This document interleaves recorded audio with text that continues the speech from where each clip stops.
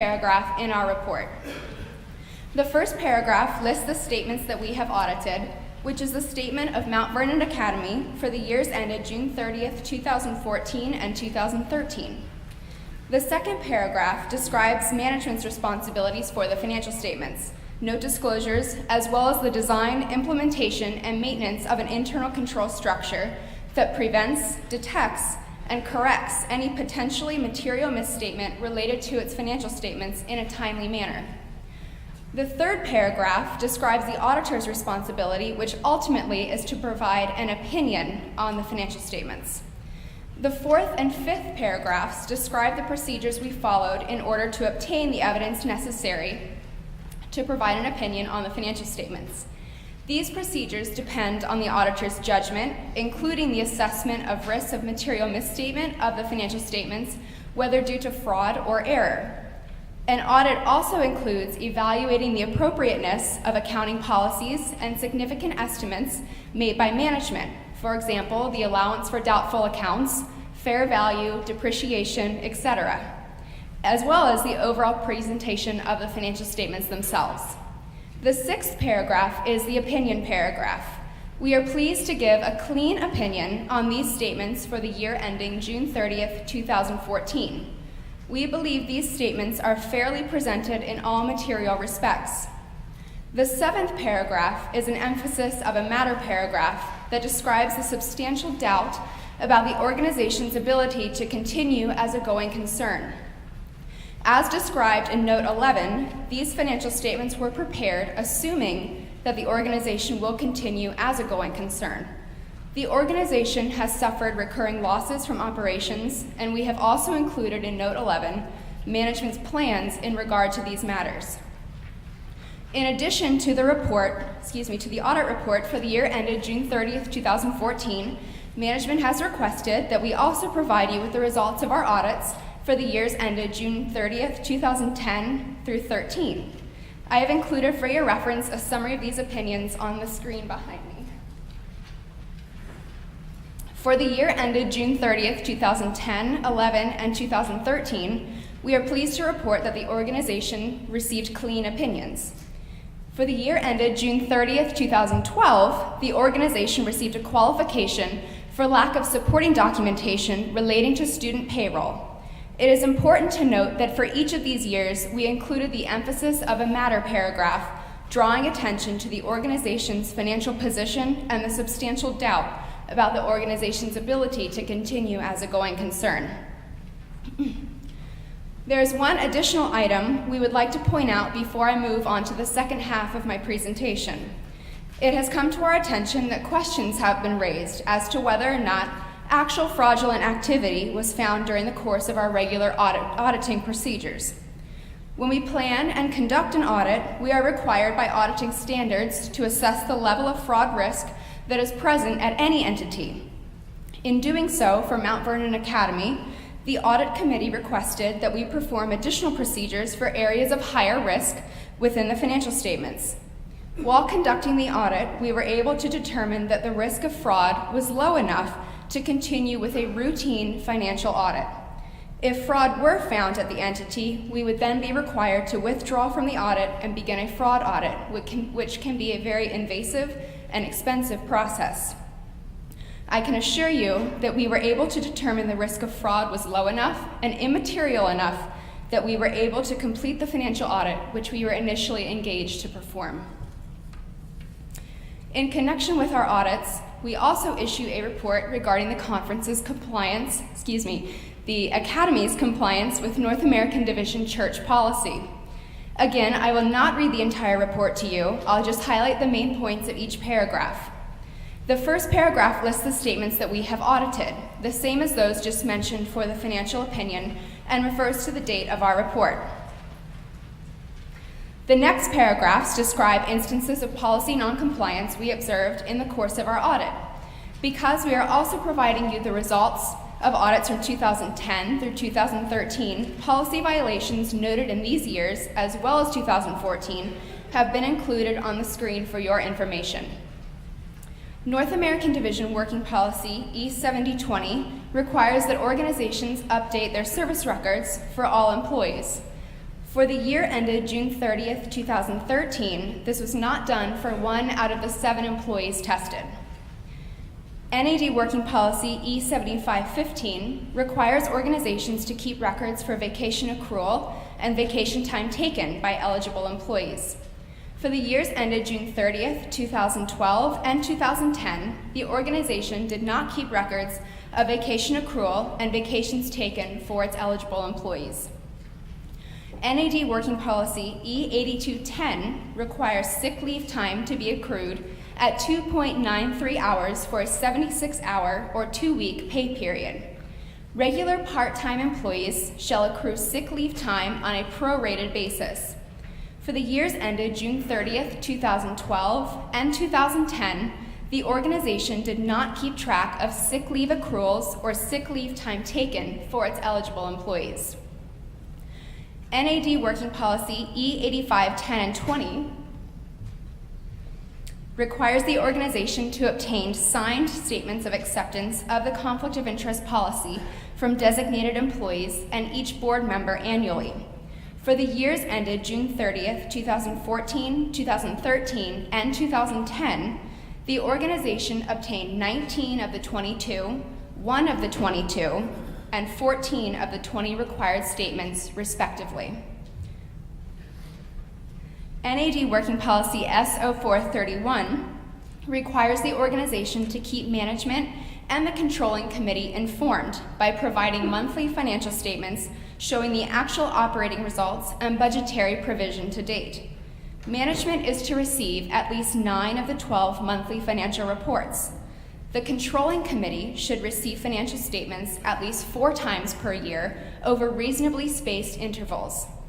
Management provided only 3, 7, 6, and 1 report during the years ended June 30th, 2014, 2012, 2011, and 2010, respectively. The controlling committee was provided only 3 reports during the years ended June 30th, 2014, 12, 11, and 10. NAD Working Policy S0531 requires all denominational entities to follow a budget plan of financial operating. The annual operating budget is to be approved by the controlling committee.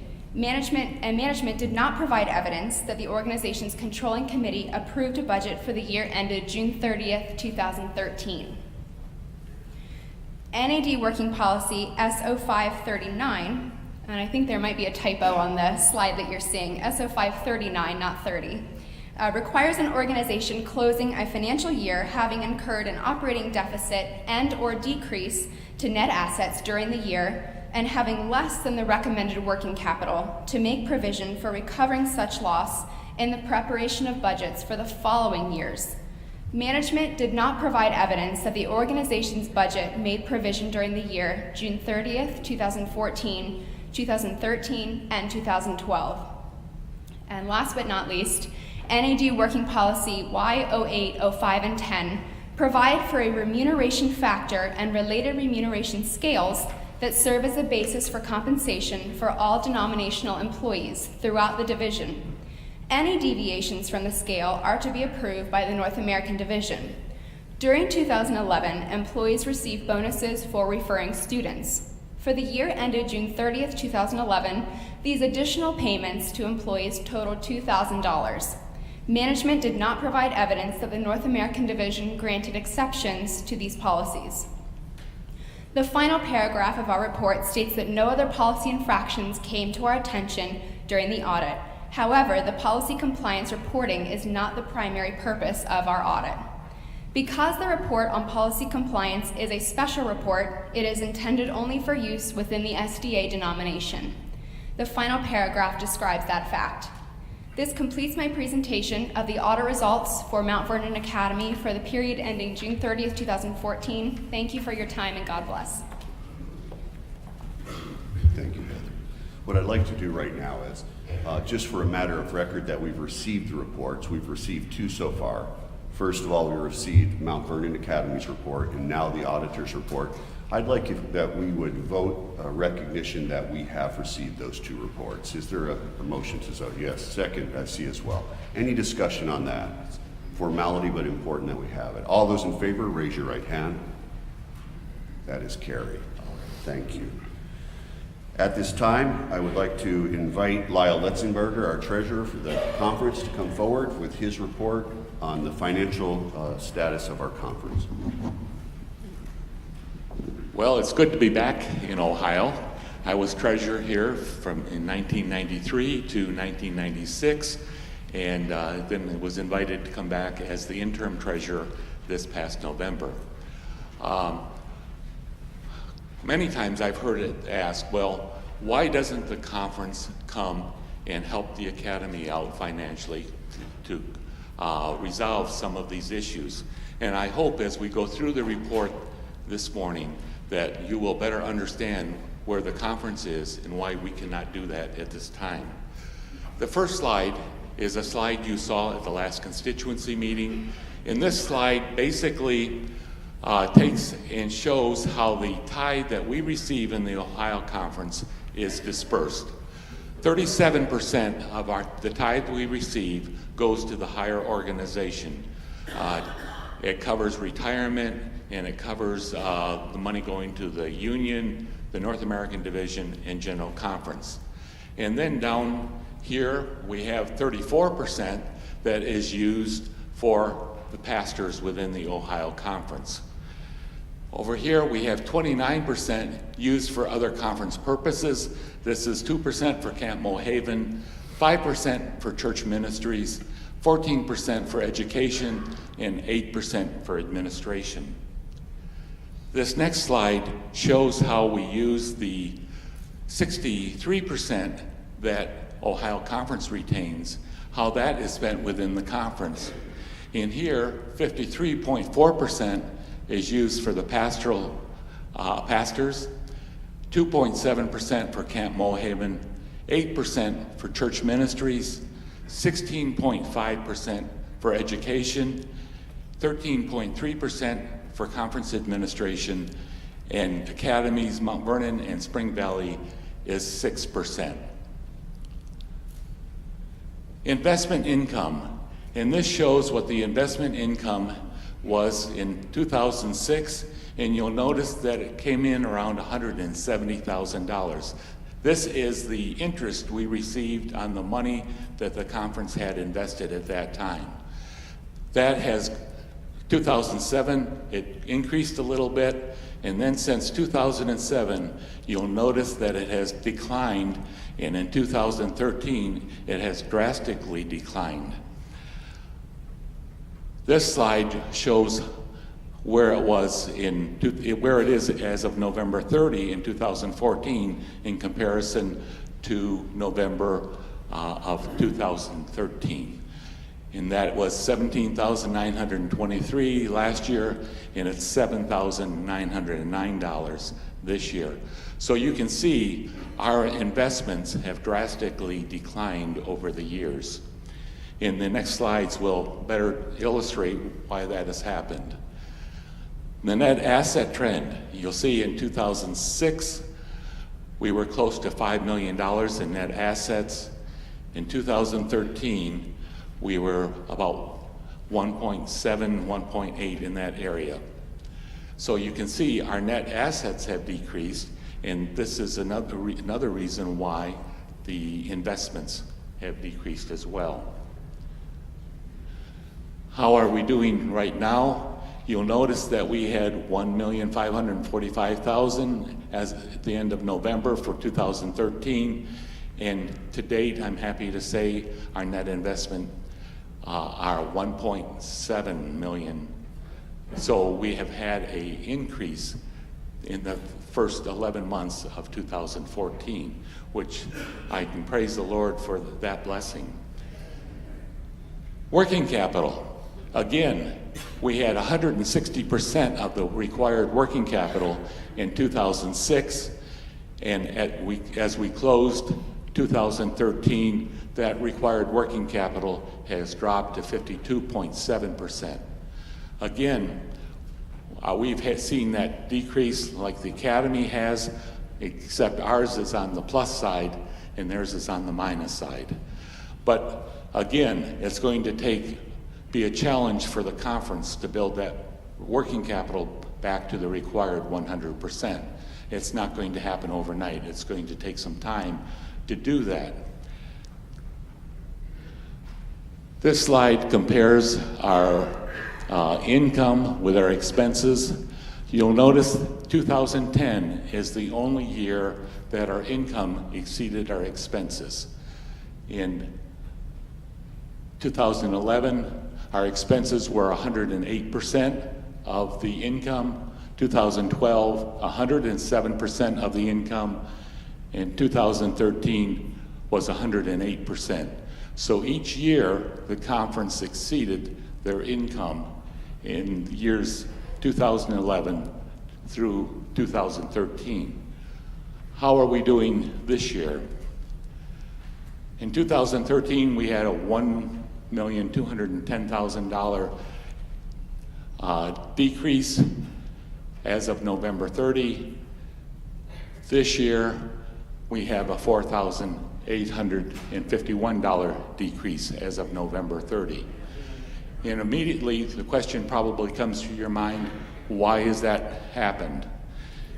And the reasons are, we've had an increase in net tithe of $149,000.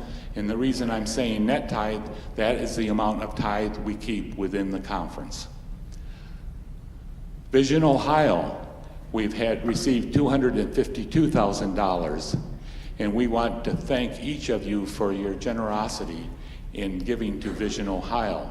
Usually when we have a special offering like this in Ohio, we get from $5,000 to $10,000 towards that offering. But the Lord has blessed with your giving. We have $252,000 at the end of November, and we don't know where we'll end the year. The union subsidy, because of the financial challenges that the Ohio Conference has had, the union gave us an extra $100,000 special subsidy in the year 2014. $91,000 of that has been received at the end of November. We'll receive the balance of that in the month of December. Medical, the employee's share of the medical expenses for the health insurance are $920,000. That was a drastic increase that we made this past year. It used to be that the employees paid a single employee would pay $40 per month towards this. It was increased this last April to $100. Employee and spouse used to be $80, and that was increased to $200 this past April. And for a family, it was increased to $300, and I think that used to be $80 as well for the family. So that has resulted in $920,000 increase. And we've had miscellaneous items of $32,000 decrease, but that makes up the difference in the savings between the $1.2 million deficit and the $4,500 deficit. The jury is still out on where we will end up December, but I'm hoping that we will end up on the positive side at the end of December. You might ask, well, what are our cash reserves? They're zero. We have no money in the bank in reserve at this point in time. As we look at the cash to cover our fund balances at the end of November were $1,418,442, and we had money. Okay, I'm sorry, I reversed that. The cash to cover the fund balances were $1,418,000. Our fund balances themselves were actually $1,755,000. So we were short $337,000 in covering all our fund balances. So we have actually borrowed from ourselves for operation from these fund balances. So if every one of our fund balances required that money today, we would not be able to cover that. Tithe returned in 2014. As of November 30, we have received $8,326,829. That compares to $8,121,000 $127,671 as of November of 2013. This results in a $199,000 tithe increase, which represents 2.45% tithe increase.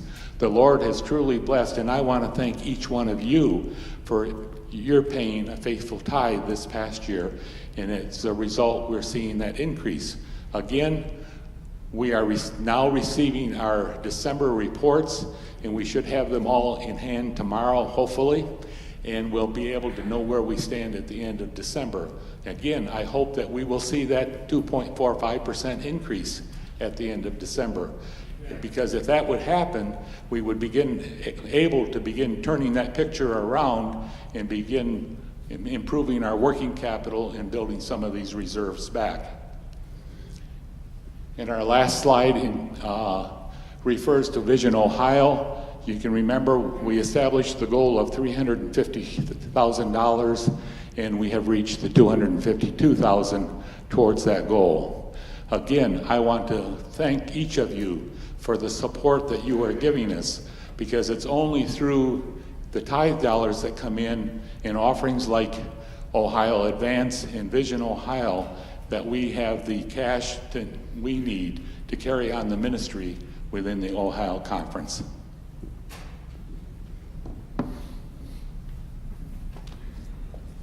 And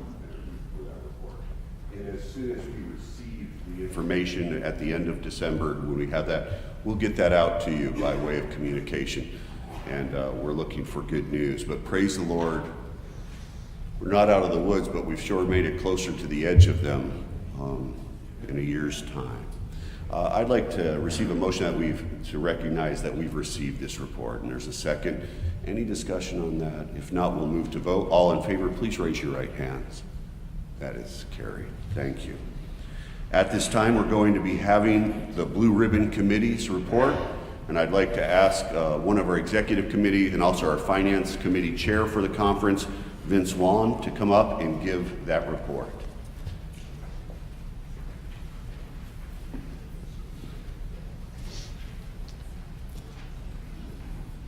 I can truly say that it was never my dream to be standing in front of the constituency giving a report on the future of Mount Vernon Academy.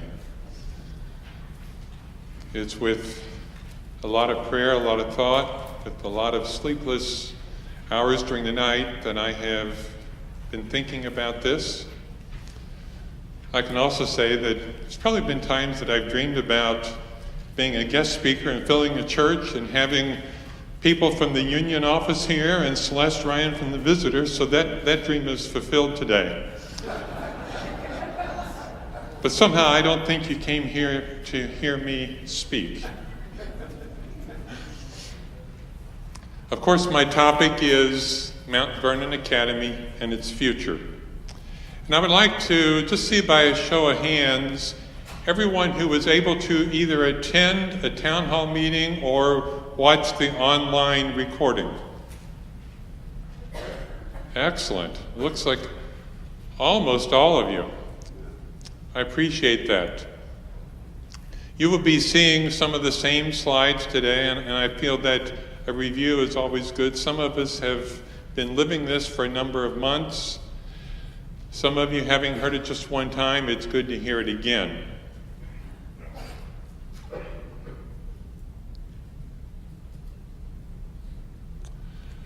What I want to say here is that our meeting here this morning, this report that I will be giving,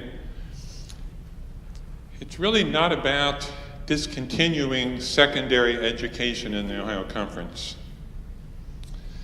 I believe that everyone who has been involved in any of the committees, any of the town hall meetings, everyone recognizes the importance of continuing secondary education. Perhaps it might become a discussion today or in the future, is there a more efficient way of delivering secondary education? But we are not about, this meeting today is not about ending secondary Adventist education in Ohio. The Blue Ribbon Committee special ad hoc committee created to look at this whole situation of the academy. And I'd really like to give recognition to the members of that committee. Wherever you are, would you just stand? Please, the members of the Blue Ribbon Committee, you can look around and see who they are. Thank you. Many, many hours was spent on this. There was one Sunday we spent in the room right over here all day. A lot of teleconferences, so on and so forth. So many, many hours was spent collecting and reviewing financial data, the enrollment, the campus life, all the information that we could find and come up with in a very short period of time relating to Mount Vernon Academy. And it really became an issue of exploring the short-term and the long-term viability of the academy. Because when you've got an ongoing entity such as the academy, you can't just decide today, okay, that's it, send everybody home. So you have to look at what is the short term, and if we can get through the short term, then we have to figure out what the long term is. Many reports and findings, then making those into a recommendation to the Board of Trustees for Mount Vernon Academy, and I want to recognize those people. Board of Trustees, Mount Vernon Academy, would you please stand?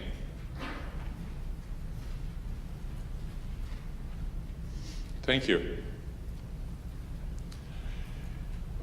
And then the Board of Trustees made its recommendation on to the Conference Executive Committee, and I also want to recognize everyone here on the Conference Executive Committee. Would you please stand? Thank you. And I wanted you to be able to see that there's been a number of people who have spent many, many hours deliberating over this very topic that we are spending time on today.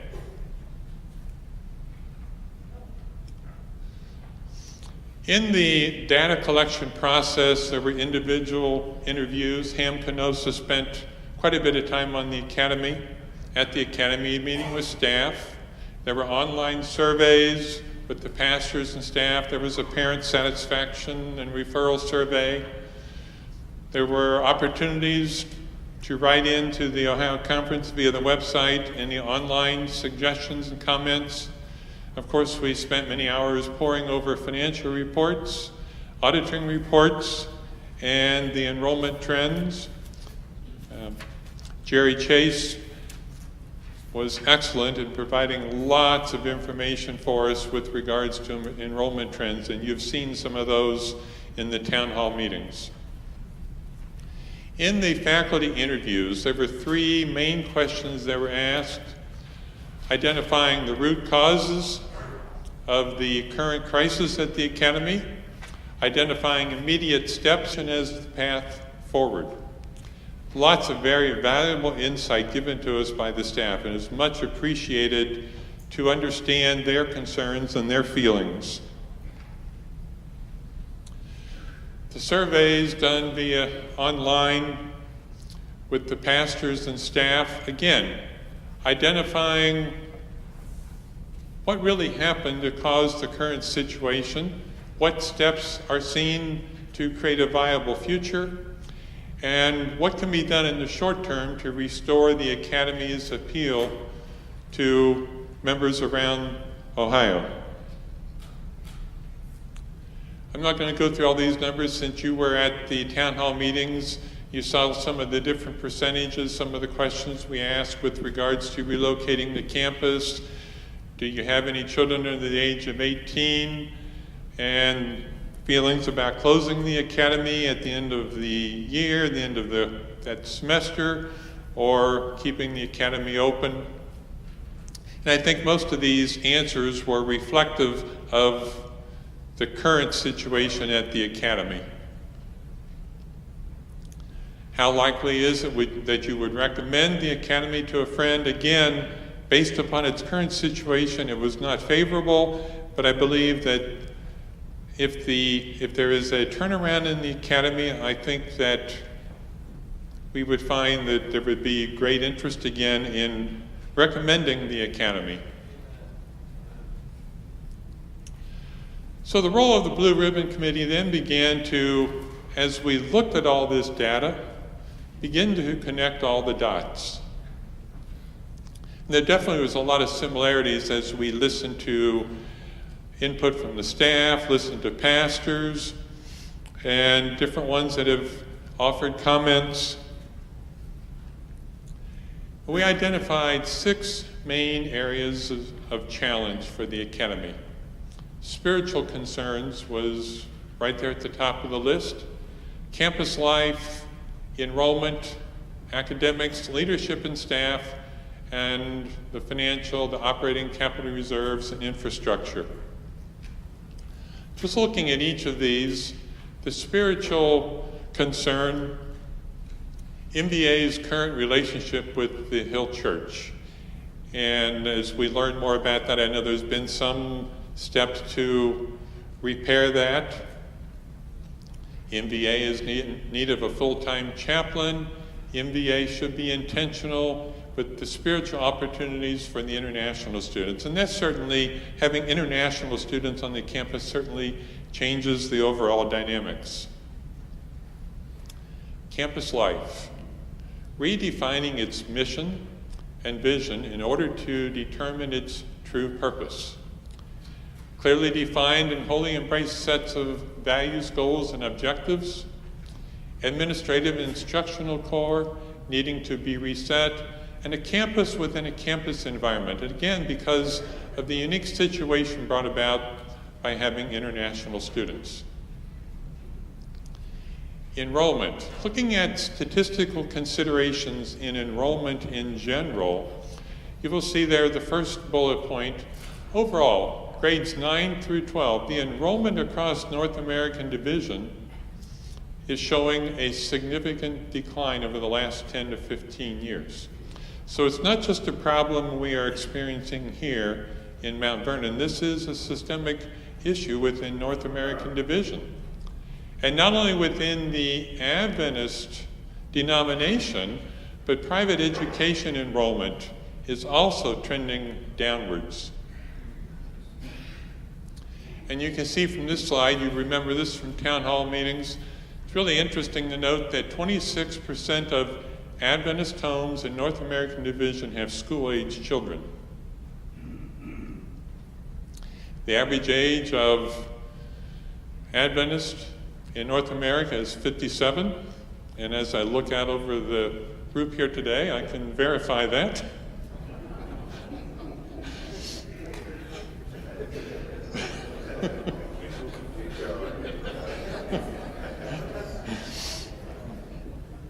So I guess we're not expecting increase in students from this group. You can see some other charts here with the significant decline in enrollment, this representing North American Division, grades K through 12. And something really happens, you can see it peaking up through grades 8, but then we're losing. You can see there in a 10-year period, there was a 22% drop. And when you look at MVA, from the 06-07 school year to the 2013-14 school year, a 50% drop in opening enrollment.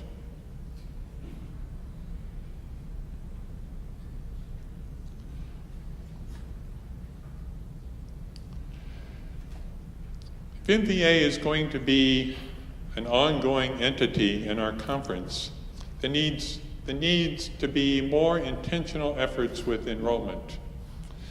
Whether it's from the conference, whether it's focus groups with parents and shareholders and teachers, whether it's connecting with the elementary schools and students around the conference, high school age students, connecting with the churches, connecting with alumni, really getting the message out there of what is available. Academics.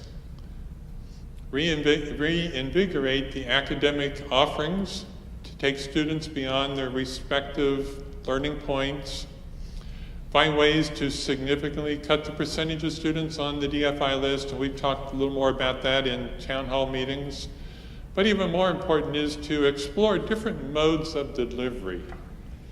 in order to stay up with what is really happening in education today with all the different media sources that we have. Leadership and staff, and really looking closely at personnel with reviews, the hiring processes for new people, and there are some areas there that definitely need some improvement. Of course, the operating situation in the academy, you've already seen some of the numbers. You've seen a lot of numbers. It's obviously in need of financial stability. It cannot continue to heavily discount the tuition. You saw the financial aid, and those numbers go right to the bottom line. It must improve its collection of student accounts receivable. You saw those numbers, very alarming. It must review its financial dependence on international students. And I could add to that, it cannot be financially dependent upon the Ohio Conference, beyond the subsidy that the conference is supporting the academy with. The infrastructure, all you have to do is drive on the campus and dodge the potholes, and you know that there's some definite needs there. In the current school year, needs $2.8 million to operate. Without depreciation, you add depreciation into that, over $3 million to operate the academy in a school year. Here's a slide showing the financial capital of the academy.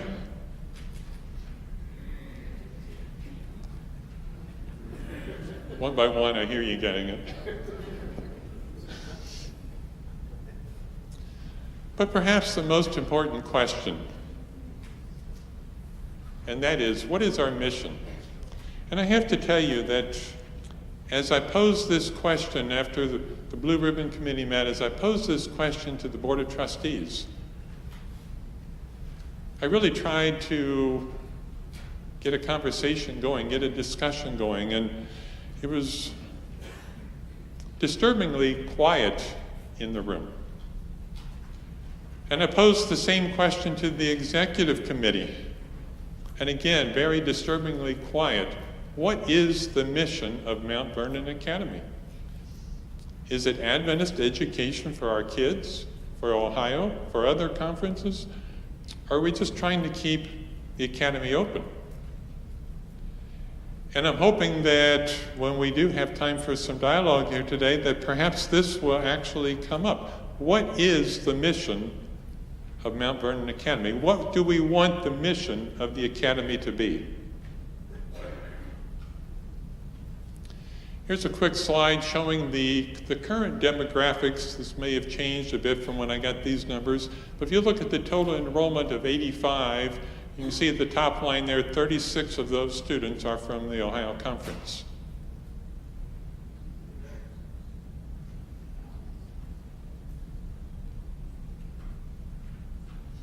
So the conclusions that we came to in the Blue Ribbon Committee was to really take this and make it into a three-legged stool, to look at three main parts, and that being leadership, enrollment, and financial. All three of those have to be there. And as I've been thinking in preparation for today, as I've been thinking about this, the two main parts on there that we are really talking about today, that we can talk about in the venue here, and that is enrollment and financial. And a decline in either one of those would be sufficient to have a constituency meeting as we are having here today. Either one of those is a major issue. We're faced with two major issues, and that's why we're meeting here today. But you know, we could have all the money necessary to operate and no students, then you wonder, or you could have a large enrollment and no money. You also have a problem. A quote from Stephen Covey: "You cannot talk your way out of problems you have behaved your way into. You have to behave your way out of them. We have to change the behavior patterns that have gotten us to this point.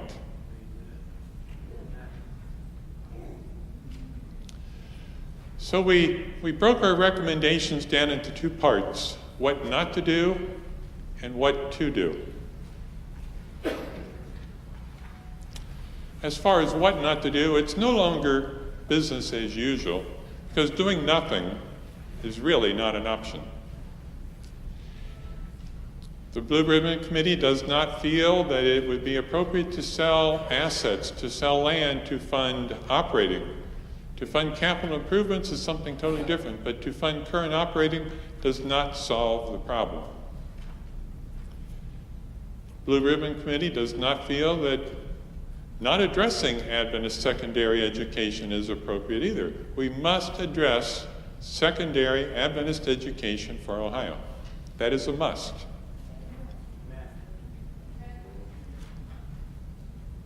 What to do? Well, you know, it's the short term that we are in right now, that we've been in the last couple months. We're living in this immediate short term, and whatever we figure out in this short term is what really determines the long term of the academy. Obviously, the academy is out of money. That's the short term, and the conference can't bail out the academy again. The conference has done a line of credit to get the academy through this school year, but the conference's FICO score with CURF is almost 0. So there aren't any other resources to go to. So it really means that some very significant measures must be taken. Measures by the Board of Trustees, the alumni, the Executive Committee, and this group meeting here today. Significant measures must be taken in order to secure the long term, whether it's leadership, whether it's staff changes, getting the academy out of debt, which is somewhere around $1.5 million, having capital reserves, and these are recommendations from the Blue Ribbon Committee, and these then get filtered through the Board of Trustees and to the Executive Committee and then to here today.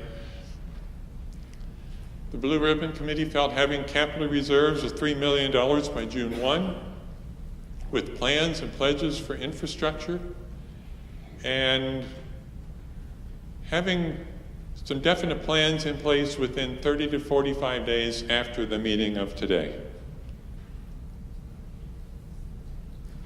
So when we look at the long term, and I think everyone in this room would be in agreement, we want to continue secondary Adventist education.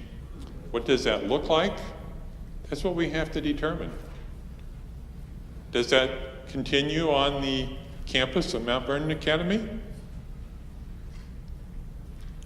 If that's the case, then it needs to be a complete redo. There's some major work. We just can't raise some money and vote for the academy to continue without some major changes. And if that's not the direction it goes, then there has to be some major work done figuring out what are alternatives to secondary Adventist education here in Ohio. And we didn't get here overnight, but we have to fix it overnight. And I just want to take just a minute or two, and I just want to speak to you from my heart, because, I'm a layperson like most of you out here. I'm not even sure how I ended up being the one to make this presentation today. Like I said at the beginning, it really was not my dream that I would be presenting the future of Mount Vernon Academy.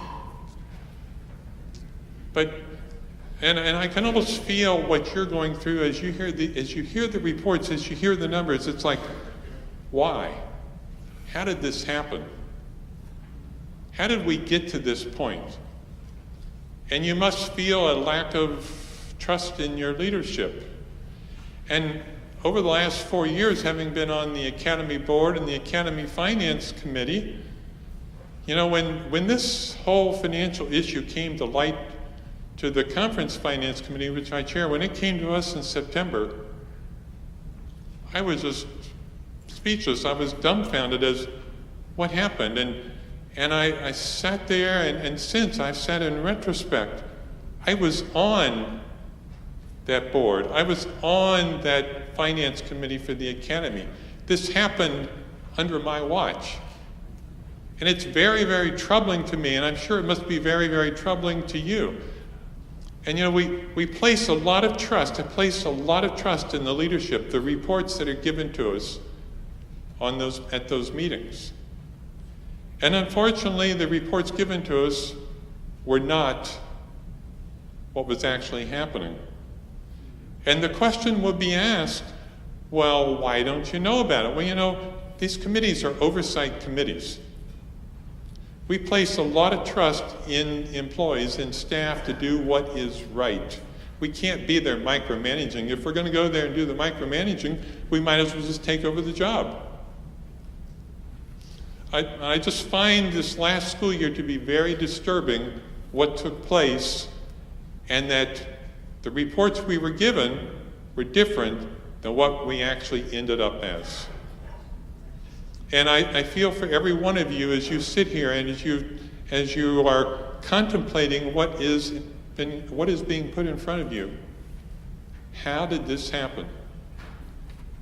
Yeah, you saw the numbers. The Academy's been surviving. You know, there's been some downward trend in students and finances, but the significant change that happened in this last school year is extremely troubling. And I want to assure all of you that with the help of GCAS, you've already learned that there was extensive analysis done for any fraud. But there are other issues and unanswered questions that are continue to be explored. And I can tell you that some of these things are not topics for discussion in a large venue like this. But I feel your pain. I have felt the pain. And I just want you to understand that the oversight committees are not there for micromanaging. A lot of trust is placed in staff and personnel to be making the right decisions, to be doing the reporting. So this takes us to the action from the Academy Board of Trustees to the Executive Committee. And you all have heard this, but I'm going to read it to you again. The print is small. Whereas the Board of Trustees for MVA believes in the value of secondary education, recognizes that MVA is in debt and has no working capital, recognizes the needs of the campus, whether it's restructuring and improvements, etc., recognizes there are assets that can be sold. The Board of Trustees will demonstrate their commitment to the ministry of MVA through 100% participation in leadership giving.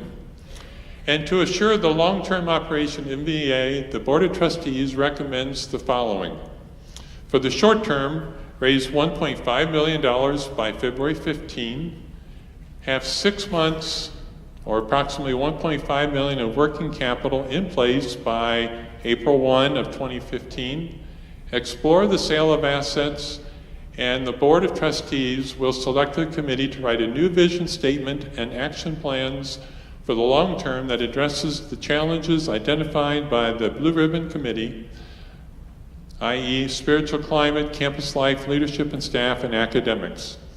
This was the action taken by the Board of Trustees of the Academy and recommended to the Executive Committee. So the Executive Committee received this action and spent another 4 or 5 hours deliberating over this. And this was the action voted by the Executive Committee, the Conference Executive Committee. Whereas XCOM, or Ohio Conference Executive Committee, has received the findings and recommendations presented by the Blue Ribbon Committee, has received the MVA Board of Trustees action dated 12/1/2014, and places great value on providing long-term Adventist secondary education for the constituents of the Ohio Conference, XCOM recommends accepting the Board of Trustee action dated 12/1/2014 with the following changes and additions to its benchmarks. Raise $1.5 million by February 10 of this year, another $1.5 million by March 10, and any sale of real estate assets restricted to debt reduction and capital improvements and not current operations. And then, to conclude with, in the event the benchmarks are met, then XCOM recommends the following: develop a long-term vision and action plans for the Academy by March 15 that will provide steps and strategies for a sustainable future of the Academy, encompassing the three core components of leadership, enrollment, and finances as identified by the Blue Ribbon Committee. XCOM Personnel Committee will conduct an assessment of current administration and faculty and make the necessary recommendations regarding continued employment or change. And continuing, in the event the benchmarks above are not met by March 10, XCOM recommends the following: MVA and its Board of Trustees will immediately begin the process necessary to cease operation of the Academy by the end of the 2014-15 school year. XCOM will develop alternative options for secondary education for current and future Ohio Conference students, including funding options and scholarships. This is the action voted by the Ohio Conference Executive Committee to be recommended to the constituency session today. Mr. Chairman, I would like to make this motion. The motion is on the floor. Is there a second? There's a second. That allows us to go into deliberation. What we'll do at this time, I want to ask those who I've talked to previous to the meeting that are going to be a part up here to come and take a seat up here. The reason for this is I'd like to have a number of us here because, as well as comments, there may be questions, and I want us to answer those questions as clearly as possible. No shyness here at all. Come on up, and I'd ask you to take a seat. We also have with us Rob Vandeman, Elder Vandeman, our secretary from the union, as well as Seth Bardu, our treasurer from the union, who are here as well. They can add their expertise to it. Up here, and I have Dr. Ham Canosa, who was one of the chair. We had a co-chair for the Blue Ribbon Committee. He is the education director for our union.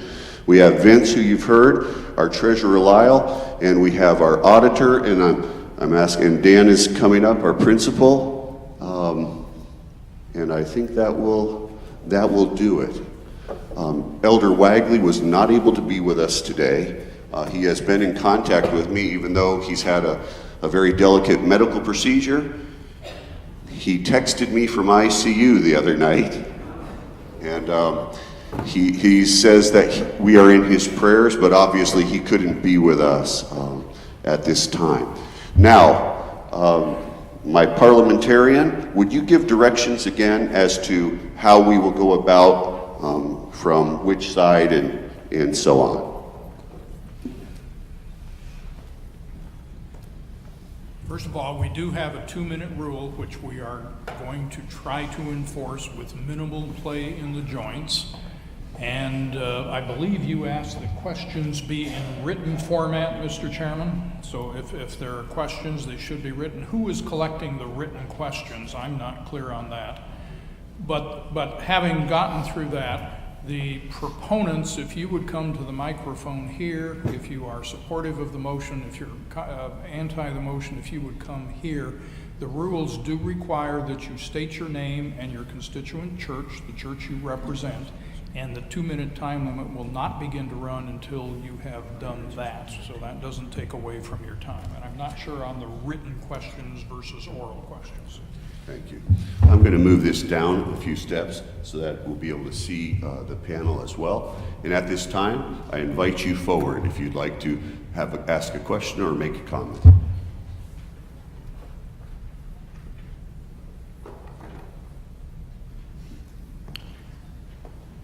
Mr. Chairman, good morning. My name is Andre Scalzo. I represent the Eastwood Church. I have a letter that was written by students at Mount Vernon Academy. So this isn't a question, and they have asked to be represented. I do ask, it is going to take me a couple of minutes extra, and I just wanted to ask for consideration that I read the letter in its entirety. Yes, since this is, I got to meet with student leaders this past week, and they were able to share, and I think much of what you would share will come out in this, and I think let's make the exception for our students. Thank you. Dear constituents and board members, we are writing to you from two different standpoints inside Mount Vernon Academy. We are both currently juniors at Mount Vernon Academy, and we are from two very different backgrounds and cultures, but we share the same strong feelings towards the issues regarding the current condition of Mount Vernon Academy. We feel as though that this process has disregarded the effects on and feelings of the student body. There have been some false accusations about the current status of MVA, and we feel like our future is in the hands of people who don't know us on a personal basis to realize the effects of and influence that Mount Vernon Academy has had on each and every one of our lives. We would also like to note that we understand the seriousness and time limit to this meeting, but we feel as though that the perspective from the student body has been neglected to be recognized, and we would appreciate if you would spare a few extra moments to listen to what we have to say. My name is Taylor Scalzo, and this is my third year attending Mount Vernon Academy. I grew up in an Adventist environment with two loving and supportive parents with a strong passion for Christ. I've gone to an Adventist school my entire academic career, and I've always had a relationship with God, but when I came to Mount Vernon, my spiritual walk with Christ developed into something more. Some people may think that what we are saying is scripted or not truly from a student standpoint, but the purpose of this letter is to change all the negative stereotypes that have been said about this school. To some people, Mount Vernon Academy is just another boarding school struggling to make ends meet, but to me it's a lot more than just bills and deadlines. This is my home away from home. This week I attended a student council meeting with our conference president, Mr. Halverson, and we discussed with him topics similar to these. He brought up that this isn't the first time MVA has gone through something like this. He also mentioned that a lot of the delegates on this committee have been here for many years and have been in this position before a few times, and that they may be getting tired of fighting for something that's not being resolved. And what I'm here to say is, you may be tired of fighting, but we're not. This battle has just begun, and I can tell you that I will not give up on MVA until I am dragged off the campus, or of course, Jesus decides to return. Mount Vernon Academy is my family, and family does not give up on family. We are all members of the Ohio Conference, and we would hope that the elders and board members of our conference would be able to recognize the need to keep this school running. Education is vital to the upbringing of our Adventist youth. Adventist education is what is going to prepare our children to be able to stand up for their faith and be confident in their religion when they have to face the real world. This generation's youth are the next leaders of our church. To face the facts, we are losing a lot of young people in our church today because not all of them have the opportunity to attend a school like Mount Vernon Academy. We need to nourish our youth so that they can grow in their relationship with God and receive the education they need to be successful in their spiritual life. Mr. Kittle mentioned in our meeting that in the last 10 years, 177 boarding schools have shut down due to financial issues. It is our goal to ensure that we are not going to be the next school on that list. The students of MVA firmly believe that we can achieve this goal with not only God's help, but with your help. A staff member mentioned to me that people don't like to give money to someone that is in debt. It is true that we are in financial debt and we need money to pay it off. But we are not asking you for money to pay off debt. We are asking you to help us rebuild our school. This school is about more than just debts and contracts. It's about the people. Each person at MVA has a different story, but we're all here for the same reason, and that is to grow our spiritual relationship with Christ. It may seem impossible to achieve such a large lump sum of money in such a short amount of time, but we believe that with God, anything is possible.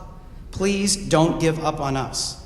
We each need every one of you to join us in our fight to keep MVA alive because it's been open way too long to give up now. I cannot imagine walking across any other stage and receiving my diploma from anywhere other than Mount Vernon Academy. The last short one is, my name is Sierra Winston. This is my first year attending MVA. I grew up in a broken home without any religious influence. I spent kindergarten through 8th grade attending public schools. I was a very immature and easily influenced child during that time period. I made many mistakes in my life, and my life started to take a turn for the worst. Before my freshman year was about to start, my father decided to send me to another Adventist academy. He wanted to bring God into my life and get me away from the things that I was being exposed to. I spent a year and a half at that school, and during that time, my relationship with God just did not grow. I tried very hard to make myself fit the basic role of a Christian woman and to feel a connection with Christ, but for some reason it just never worked. I ended up leaving that school with bitterness in my heart about God. I felt as if I was too messed up to be accepted by Him.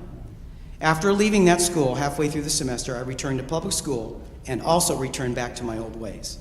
I truly felt as if I had become a victim of my own circumstances and had completely lost hope of me ever having a successful future. I just did not care anymore. On August 27th, the summer of 2014, I lost the best thing that ever happened to me. My childhood best friend had overdosed on drugs and died. I could not stand the thought of living in Columbus anymore, and I begged my father to send me back to another boarding school just so I could get away from all the stress and sadness. I originally tried to return back to the First Academy only because that was all I knew. They denied my request, but a former teacher of mine recommended Mount Vernon Academy. I came and met with Mr. Kittle for the first time. I shared with him about my troubled past and mistakes, and he welcomed me into Mount Vernon with open arms. I will be completely honest. I wasn't coming to MVA to find a relationship with God. I was coming to run away from all my problems and hopefully rebuild myself after losing such an important part of my life. But after just a few short months at MVA, God found me. He came into my life and completely changed it for the better. My view on Christianity and life has also changed drastically. The spiritual energy you get at MVA is rare. You just can't get it anywhere. Not all Seventh-day Adventist academies are the same, but Mount Vernon is special. Like I said, I didn't come here looking for God. I feel like God sent me here because He was looking for me. The staff and students here have made me part of their family, and almost immediately, and they gave me something I never got to experience at any other school. Once I heard about the negative things people were saying about MVA and the rumors about its closing, my heart was truly broken that people would claim to be faithful Christians could be so blind to not see how positively it had affected so many people who have attended Mount Vernon. I feel as if my future is in the hands of people who may not understand fully how critical this school is to me. Mount Vernon isn't like those other 177 boarding schools that have closed in the past 10 years. No, MVA holds something much more deeply than any other school could possibly ever. A pure, genuine, spiritual opportunity that prepares you to take on life with confidence and courage. And no amount of debt should be able to take that away from somebody. Thank you for taking the time to listen to what we had to say. We hope that this letter was able to show what really happens at MVA and how much it means to everyone that is involved. This school is truly vital not only to the students and staff at MVA, but also to the community of Mount Vernon and the future generation of leaders in our denomination. Thank you for your time. Thank you, Andre. And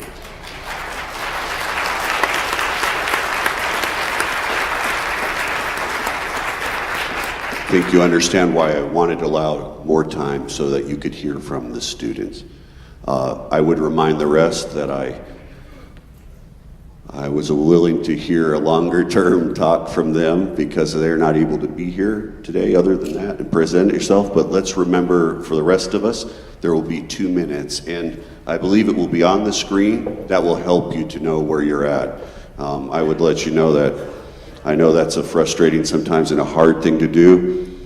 And wherever I've been, whether it be at the GC Fall Council or NAD, we run into that same frustration. But let's do our best.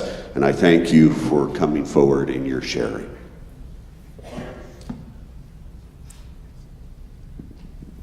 Good morning. Kevin Snyder, Bowling Green Church.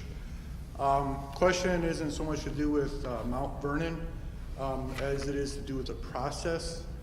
I know that we've had a lot of blue ribbon committees, executive committees, so on and so forth. And I know that when an organization usually gets in a crisis like this, it's usually necessary to centralize the leadership so that decisions that need to be made quickly can be made quickly and appropriately. Question is there anything that we can do to shorten the time from identifying the problem to bringing it up to a special constituency meeting? Because at this point, we have 2 months to come up with $3 million. That's not a lot of time.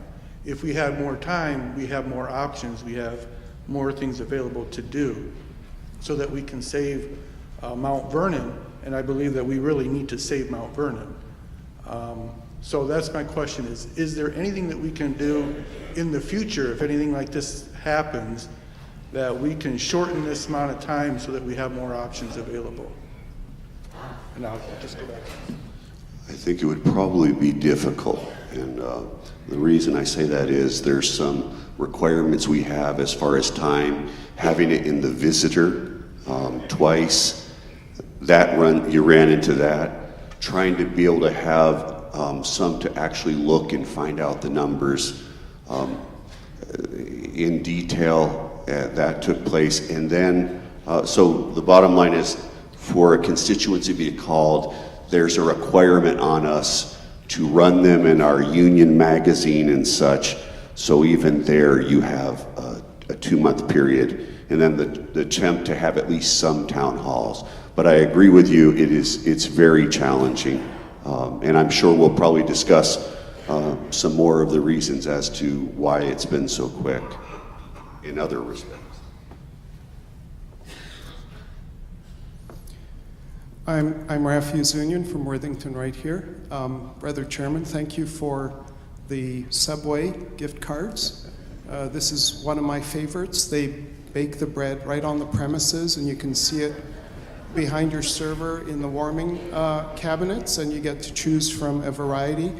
And all the toppings are so fresh. You have the lettuce, you have the onions, you have the olives, you have the jalapenos, and then you have, I think, 4 types of cheese. They always ask you Romano or American or pepper jack or provolone there and Swiss. So thank you for this. As a bonus, however, for helping direct traffic in balmy Central Ohio weather, from my head deacon, I actually got 2 more, so I have 3 of these. And I would like to, may I give these to you? This is my vote for you to give to the staff and the students at Mount Vernon Academy. This is my vote so that they can go and enjoy this experience.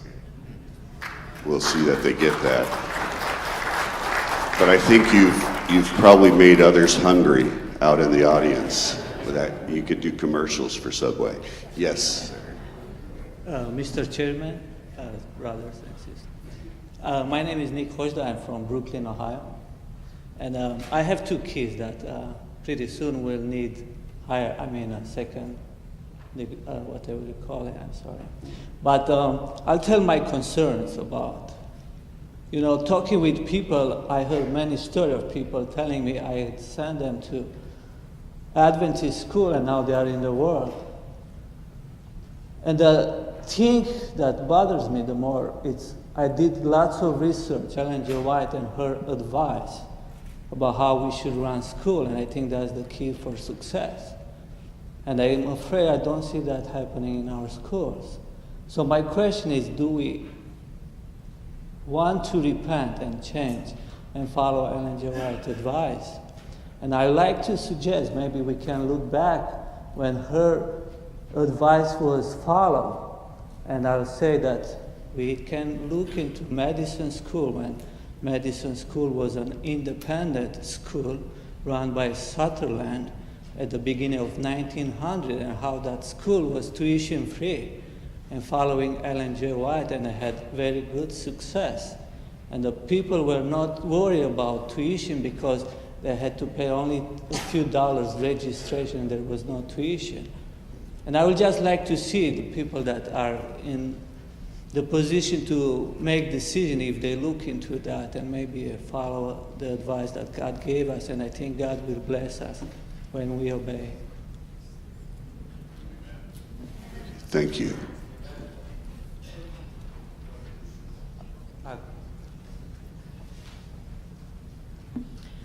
Trish Tickle, Chillicothe. I am the parent of 3 alums, and I have a vested interest in Mount Vernon myself. But looking at the numbers, because I have a background in corporate management, I looked at the numbers and it appears to me that tuition currently is somewhere around $13,000 a year. Is that correct? No, it's actually 19,000. 19,000. What? Okay. 19,800. That is the boarding and tuition fees. Okay, so 19,000 a year. 19,800. Yeah. Looking at the 2014 financials, the subsidy from the conference for our 36 students. It's a great idea to be able to educate the world, but we are responsible for our students. We have 36 at the school. We are responsible for our 36. We spent $405,000 for our 36 students. That's $11,000 per student. We ran a $3 million budget for the school for our 36 students. That was $89,000 per student. We are responsible for our students. And I think that has to figure in at the top of the list when we start making plans. Thank you for your comment. Yes, ma'am. Sandy Rabowie, elder at the Evergreen Seventh Adventist Church in Youngstown, and I have a daughter that graduated there in 2010, and I had 2 students there. Well, I have one there now. I had 2, and I have another one upcoming. I have a question. Did we work on getting more tax refunds from the state and local government? Because we used to get a busing refund from, from the local government, because our students weren't going to the public schools. So it's really difficult making Mount Vernon Academy affordable when we're not getting money back from paying taxes for public schools. That would be helpful, making it more affordable. Also, advertising Mount Vernon Academy at the different churches, because I don't think anybody's ever come to our church to speak to us about Mount Vernon Academy. I sent my daughter that graduated there in 2010 only because I called the academy and told them to send me a packet. I didn't even know the phone number. And also, the high rate of turnover at the school, I'm concerned with because there doesn't seem to be any commitment. If one person leaves, they can leave a mess behind for the next person, and then there's no accountability.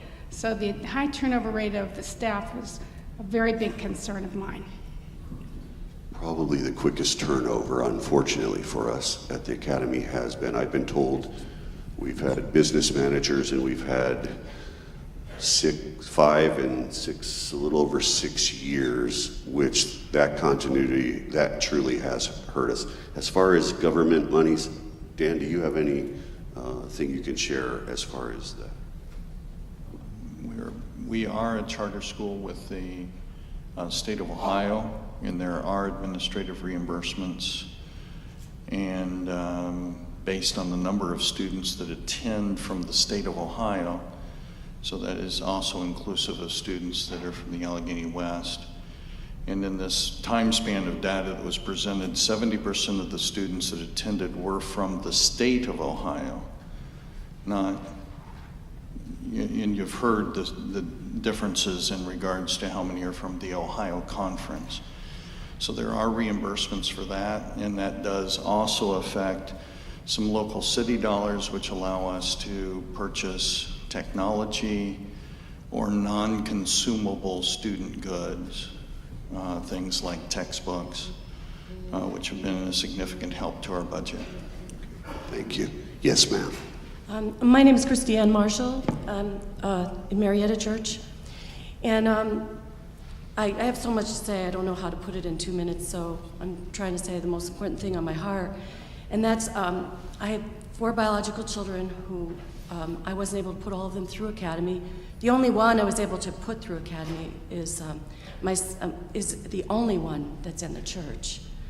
And as a matter of fact, he works at Mount Vernon Academy. And Adventist education is really, really important to me.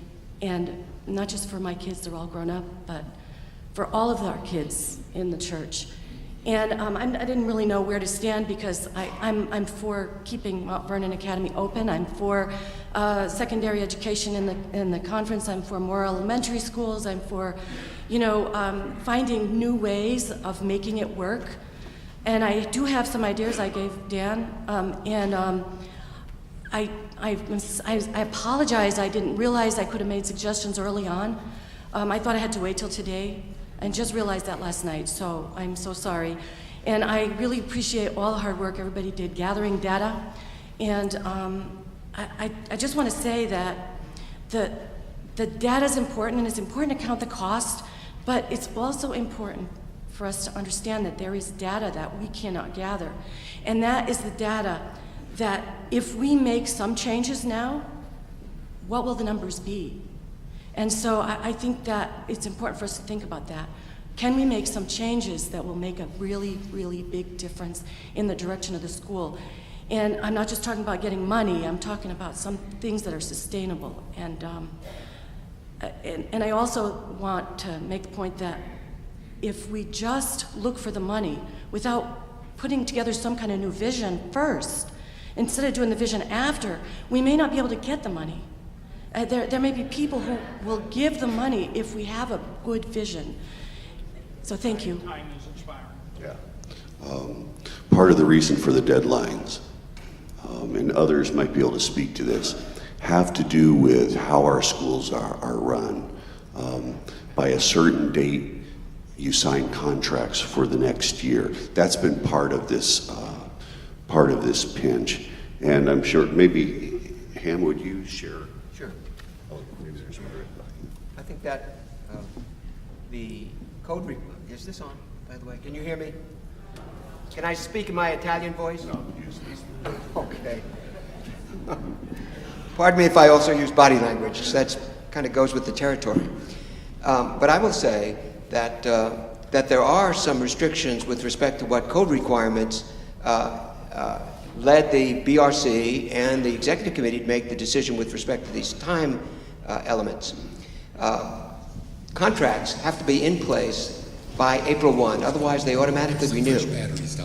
And the BRC and the executive committee knew that if we didn't put a proper time frame in mind for these various benchmarks that invested in this action, we would see that automatic rollover, which would in effect make it very difficult for a decision to be made absent that kind of pressure that comes with renewal of contracts. Yes, sir. My name is Greg Altro. I'm from Asheville. And my question is, I know that when I went to Mount Vernon Academy, we had jobs. You could earn a portion of that bigger price tag, probably about maybe $6,000 to $12,000 of that, which would help the students a lot in making that $19,000. I watched a program on PBS. The other Adventist schools are doing this. It was on our Adventist schools. We're not doing any of that. What is their plans to do some of this? Get some of those jobs in here that are outside their conference, bringing money into us for this? Because we can't keep using our own money. Second of all, I've come from Asheville. We haven't seen, probably in the last maybe 5, 6 years, we've only seen probably a few people, but not these people. Conference president, we used to see every year when I was going to Madison. We used to see the principal and the assistant principal every year to promote Mount Vernon Academy to the little kids, the little ones that are ground height. You start talking Mount Vernon Academy from here, now when they're ready to come to Mount Vernon Academy, you win them down here. Thank you. Thank you. Yes, ma'am. I'm Betty Ebersol from the Evergreen Church up in Boardman. I've been sitting here and I didn't want to stand up, but my body would not let me sit down no longer. I've been there before. You know, we have a father that owns the cattle on 1,000 hills. Why are we thinking, what can we do? We can't do it, but we can apply ourselves to our Father. You look at one of the biggest kings in Israel. He had given the money to a heathen king to get them out of trouble. God was very upset. And he said, well, what do I do? I mean, I've given this money to this king. And the answer was given. God has more. So let's stand hold on what God can do and trust in him. And Ron, with your dad, you know that this is the way your dad has always operated. Always on faith. And he will continue to do that, even though he's sick right now. And this is what we have to do. We have to stand up and say, okay, God, what can you use us to do? Thank you very much. Thank you. Heaven, there will be no technology, and that's nothing against technicians. We're struggling. Yes, sir. Dave Hutman, Stillwater and New Carlisle Seventh-day Adventist Churches. I was just wondering how much of the goal have we gotten to of that $3 million? I haven't heard anything about where we're at. Let's try and do the best we can on that. Dan, do you have any more recent number? Then I'll ask Lyle to share what has come into the conference so far. The alumni right away, and it was late August that it was probably around August 22 or so that we started to get, became aware of the seriousness of the situation. From that point on, the alumni and administration started to get the word out. We also tried from the conference level to get the word out as well. And so they've been working in trying to raise the funds because they've been aware of these numbers before you today. Many of you have been aware of them for a while. They have been aware of that as probably not long after we were aware of that. We let them know. So they've been working on it. Could you share what the alumni so far could tell us? And then I'll ask you to share. I'm just checking my cue card over here from the alumni. The alumni moved more as rapidly as they could to communicate with the alumni that have graduated or been at the school, sending out over 2,000 letters. And the returns on those letters have netted about $12,000 in cash pledge range, and a more significant grouping of monthly gifts for the next 5 years that would bring in around $180,000. And one of the things on our alumni is that the bulk of our alumni, that we look at the large numbers, were 50s, 60s, and early 70s. The events of their recent life have been to step away from employment and into retirement.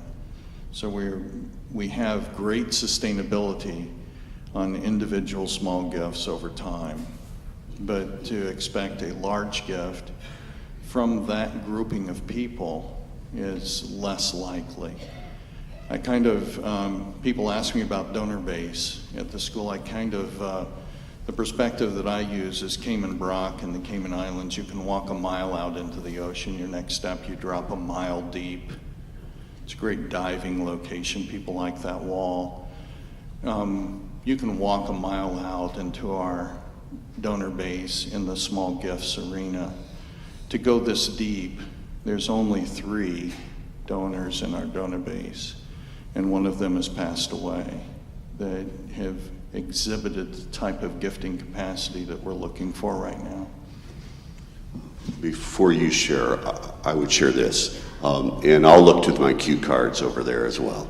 When I asked Dan the other day where we were at, we had 12,000 pledged, and we had 30 alumni who have said that they would pledge $100 a month for the next 5 years. So I'm just going to add up for the gentleman 12. What's the other? I'm not Seth or these other, but 36. That's 48. And now you share. I'm aware of 6,000 that has come in this last week to the conference. We got one $5,000 check, and we've had some smaller donations. All right. Yes. I'm Melvin Hatch. I'm from the Columbus Eastwood Church. I've been on the Academy Board for 30 years. That's a long time.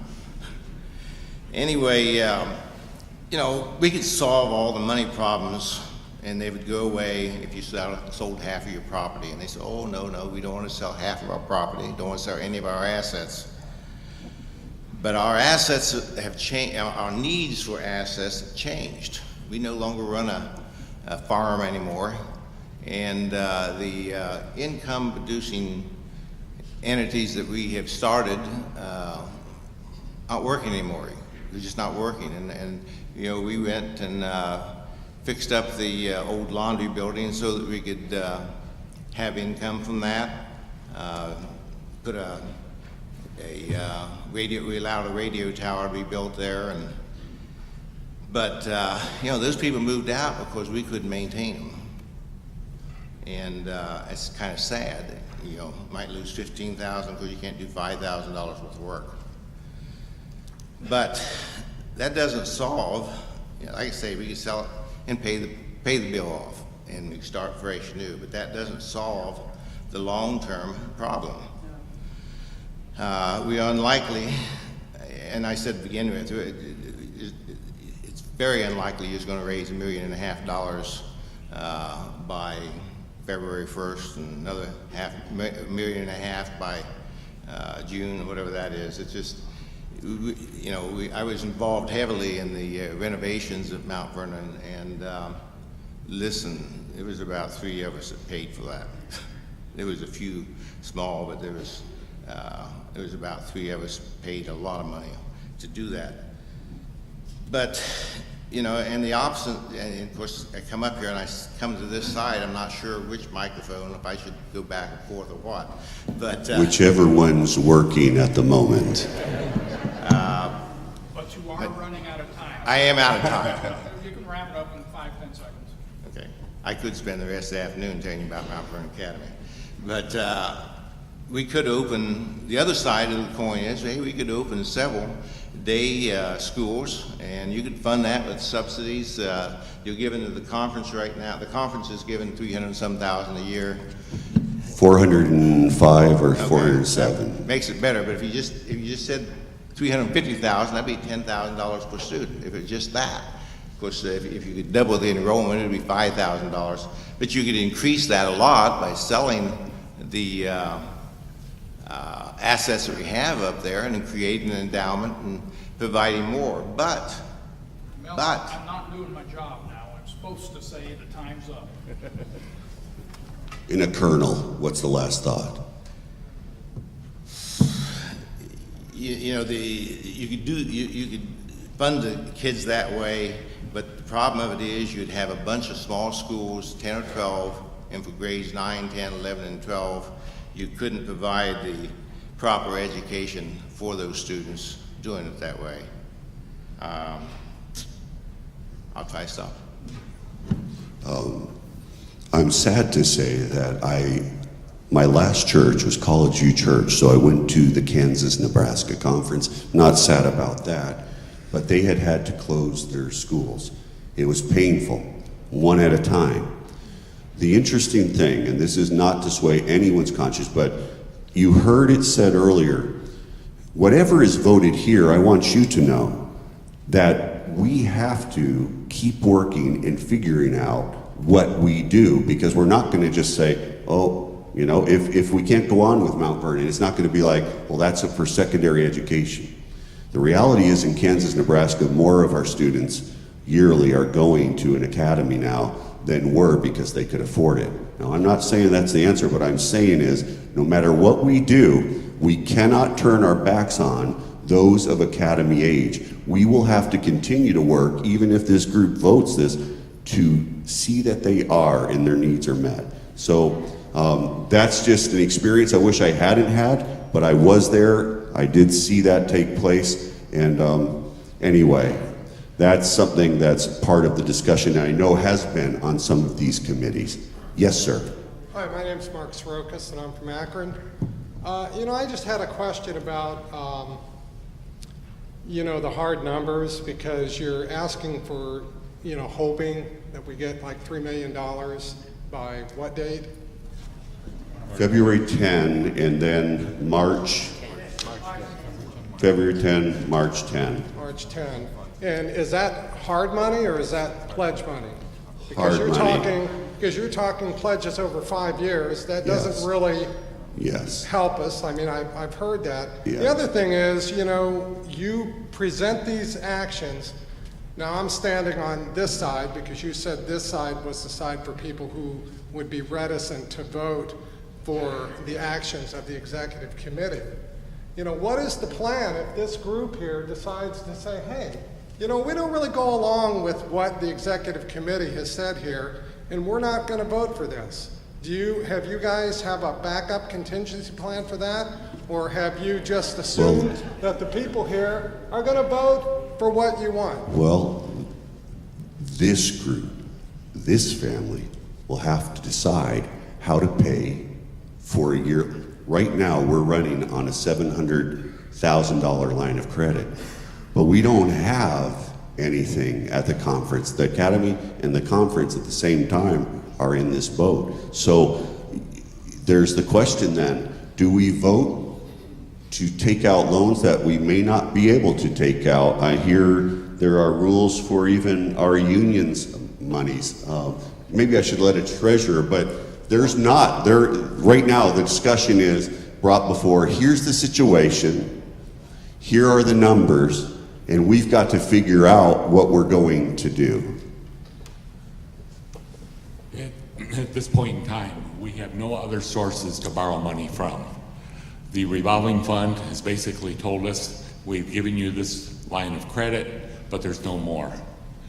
And we've had a situation where one of our elementary schools needed some funding, and they sought to take out a bank loan. And when they saw the financial situation of the conference and not having any cash reserves, not having even enough to cover our fund balances, they said we cannot grant a loan. So we have no other source to go for funding. So if this body would vote that they want to keep Mount Vernon Academy open, as a treasurer, I don't know how that would happen. Well, no, that's not the question I was asking. If we vote no against these executive actions, are we voting to keep the academy open? I mean, is that what you're saying? Doesn't it automatically close if they don't have any money? Well, if we vote the action, yes, it automatically closes if we vote that action. And I think the executive committee and the BOT felt, yes, it's going to take a miracle to raise this money, but yet we wanted to give God the opportunity to provide that miracle if he saw fit. But if not, then we needed to take steps to close this institution because we do not have the money to continue to operate it. And I don't think we want to be in a position where we say we want to keep this open and then we have to declare bankruptcy because we haven't paid our debts and so forth.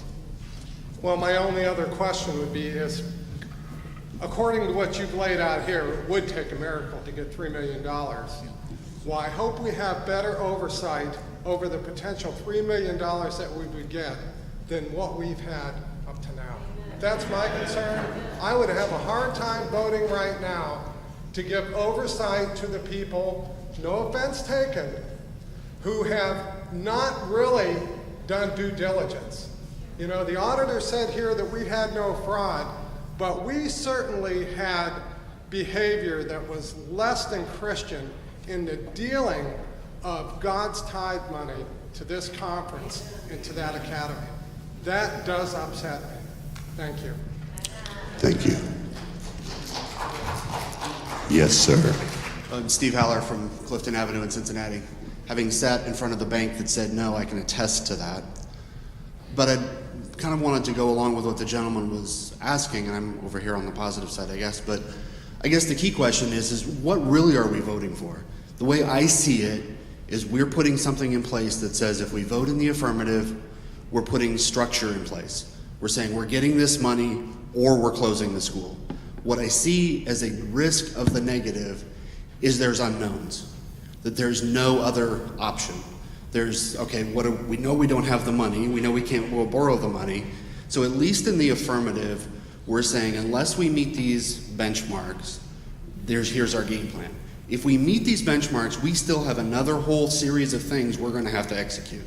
And I think that's the things we have to have the discipline enough to do, that God bless us with a miracle, but then we've got to be accountable. And I heard the amens, I'm 100% in agreement with the amens, but we've got to hold ourselves to that accountability.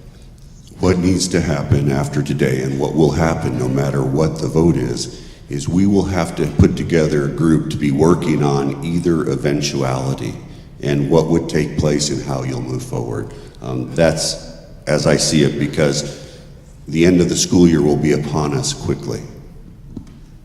Yes, ma'am. I'm Charlene Brown, and I'm from the Worthington Church.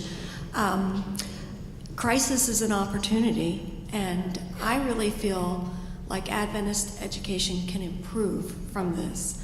I taught for over 25 years, and I just feel like there's a time when change is needed, and we need to do things differently.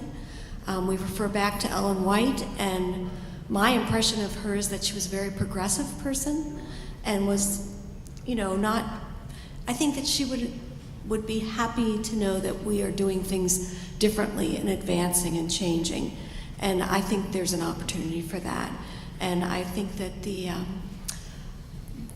Blue Ribbon Committee and all the different recommendations are wise.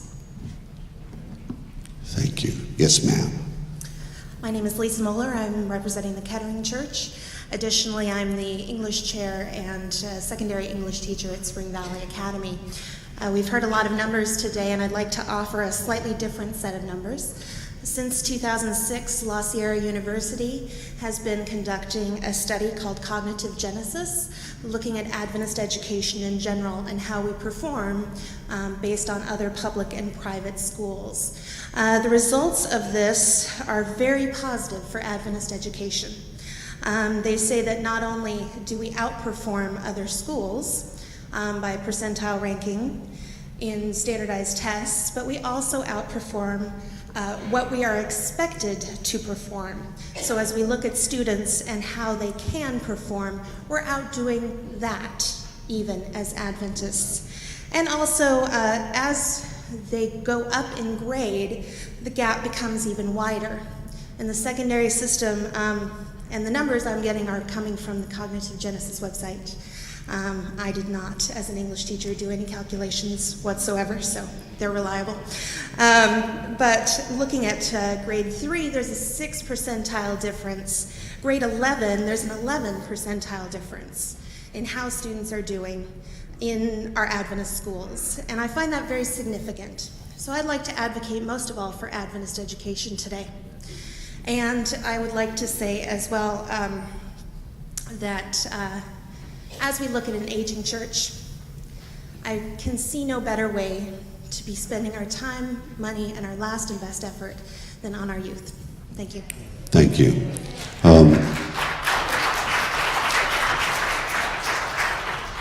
We have an average age, and I saw up there it's at 56 at the NAD. I've been on that committee for many years. I think it's 57. The studies for Ohio is the average age is 62. What we found in this study, and you can trust these statistics because I didn't do these either.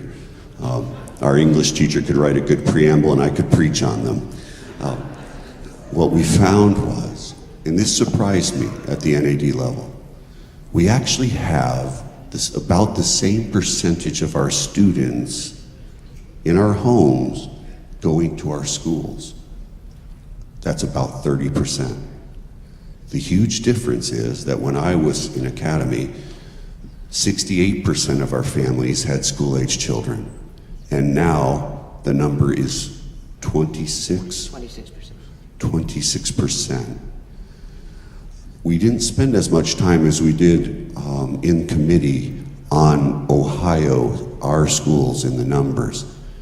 The next few years, and I'm looking around and I'm seeing people on those committees that were in there know that the numbers to draw from for us are going to be even smaller these next few years. The reality across the NAD is, and let me clarify this, it's not 177 boarding academies. 177 of our schools have closed in North America over that time period, what, 2006? Okay. Now, let's face it though, in the crosshairs, most of all of our schools are boarding academies. Presidents have come to me within our union to say, we need to try to figure this out. The NAD, now every time we meet in these last couple of years, it is talked about how do we do education in North America, because what we're talking about here, there have been mistakes, there have been failures, but we would be mistaken if we would place all of the blame for what happened at Mount Vernon Academy on mistakes and failures. We have a broken system, and we have to pray to God that we can come up with a way that more of our young people are able to have Adventist education, especially in the academy years when so much is socialization and all the rest that's so important to them. So whatever happens here today, this is what I say, the conversation continues one way or the other. We have got to find better ways of doing this or all of our schools will close. Yes, ma'am. My name is Pam Betheras. I teach across the street at WA. I grew up Adventist. I've been in Adventist schools all my life, and I've taught about half of my career in Adventist schools. This is not the first time that I've faced the situation of our school closing.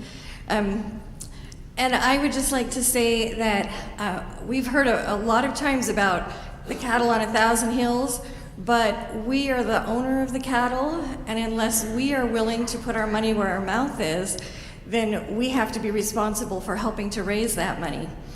In addition, I just want to be an advocate for the students who are not Adventist students. In my classroom right now, I only have 2 out of my 8 students that are Adventists. And I have to say that what we're doing is something very important. We're planting seeds. And you know, the international students, they may not be from Ohio Conference, but from what I understand, they are the students that are paying their full yearly tuition up front. And if they're able to help out our school system in that way, then it seems like we should embrace them, number 1, financially, and number 2, for the chance to plant those seeds. So I feel like we need to not just be stuck in the mud saying we have to just, educate our own children, but we are a worldwide mission, and that's what we're supposed to be doing, is reaching out. I'm also the youth teacher upstairs here at church. None of my students go to Adventist schools anymore. And when we discuss Adventist beliefs, they have no idea about what we believe. We talked about Mrs. White. They have no idea about Mrs. White. We've talked about vegetarianism. Everything we've talked about, they don't know because they haven't been in the Adventist schools. So I just pray that we will all, dig deep and come up with some other ways. Thank you. Thank you. And thank you for your work at our school. Yes, ma'am.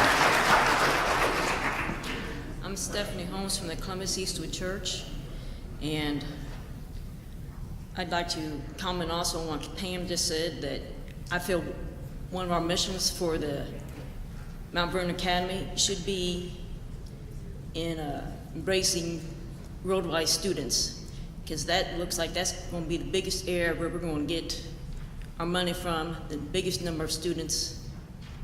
So since we're not getting very many of our own students, I think that should be one area where we should be looking forward as far as our mission with the institute, the number of students we should get. I also had 2 questions. What changes in leadership do you plan on doing? And also, as we mentioned about need of a chaplain, Are we gonna be making the Hill Church chaplain there at the academy, or are we gonna be trying to hire another one? And if so, how's the conference gonna pay for that, since you're in trouble too? Anyone else can feel free to come up with an answer here. In fact, I'm the newest personnel except for you, Lyle. Yes. I'll address the part with regards to personnel, and that's why in the motion it does state that the Executive Committee, Personnel Committee will conduct assessments. Any type of leadership, staffing change is something that needs to be done in such a venue, not such as this. I'm not aware of any proposed changes at this point, but it's really, everything really hinges upon the action that's on the floor. If this is what is voted, and then contingent upon the addressing the very short-term liquidity needs of the academy, as Ron already said, the eventuality of this really can take two different directions, and the scope of both of those directions is quite large, and any expectation of a Blue Ribbon Committee to develop those in the time frame given was totally impossible to do. Also recognizing that when personnel, if that were to happen, works on that next year, if that was viable to happen, it would be a more expensive year, because whenever you make changes, that in costs increase of moving, etc., and those sorts of things. I'm Kathy Matthews from the Worthington Church. I think there need to be no further debate on the quality of the Adventist education. We all know it's superior, so that's a moot point. I think that the main concern here is we know that we serve a God that can do all things if it's His will. And so I know that we have been praying fervently that we would know His will and be able to do it. But it reminds me of the old joke, forgive me here for telling a joke, but of the man that was sitting on his front porch, and the guy came along and told him there was going to be a flood and he needed to leave. And long joke short, he ended up getting a boat when the water reached the porch, and he received a helicopter when he was on the roof, and he died anyway, and he went to heaven, and God said, "Who do you think sent the messenger, the boat, and the helicopter?" You know, I'm looking at these figures, and I know that the students at the academy dearly want to stay there, but they are not the ones that are financially paying for it in the long run, because we've seen the receivables that are still due and not being paid. And I am a firm believer in education. I really, really am. Everybody needs a good education. But the bottom line is,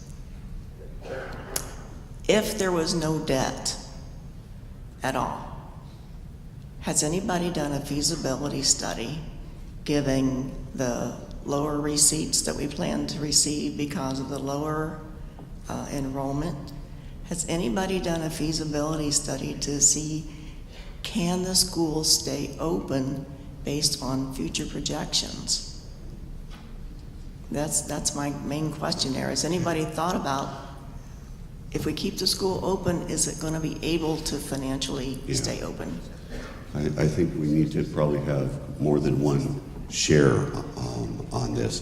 The Blue Ribbon Committee, as you saw this progressions of Blue Ribbon Committee recommendation, then Mount Vernon Academy Board of Trustees recommendation, which when you come to a Academy Board of Trustees, I've been around this stuff for a while, people who are part of that care a great deal about not just Academy, but that particular Academy.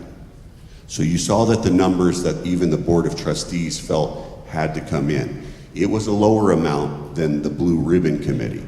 I believe the Blue Ribbon Committee, when I heard from them, their concern is not just can we make it through another year, but what is the long-term viability? And there are some here, yes. No, that's something that we probably, you could hear from some of those that were a part of those longer and more, when they talked about that sort of thing.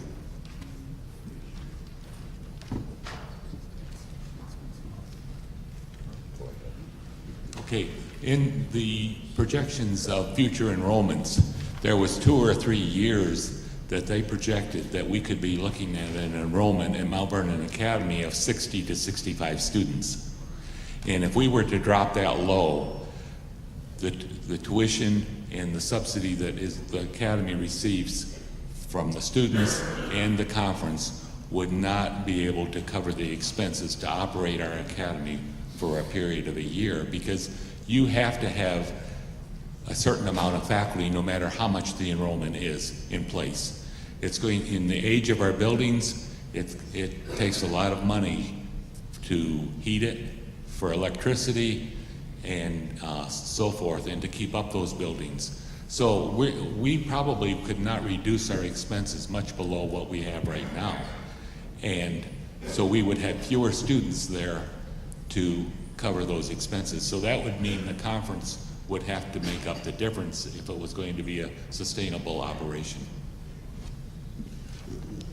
Is there anyone else that would share some about the wrestling with that, maybe with the Blue Ribbon Committee, as they were talking about how has this become a viable type of situation?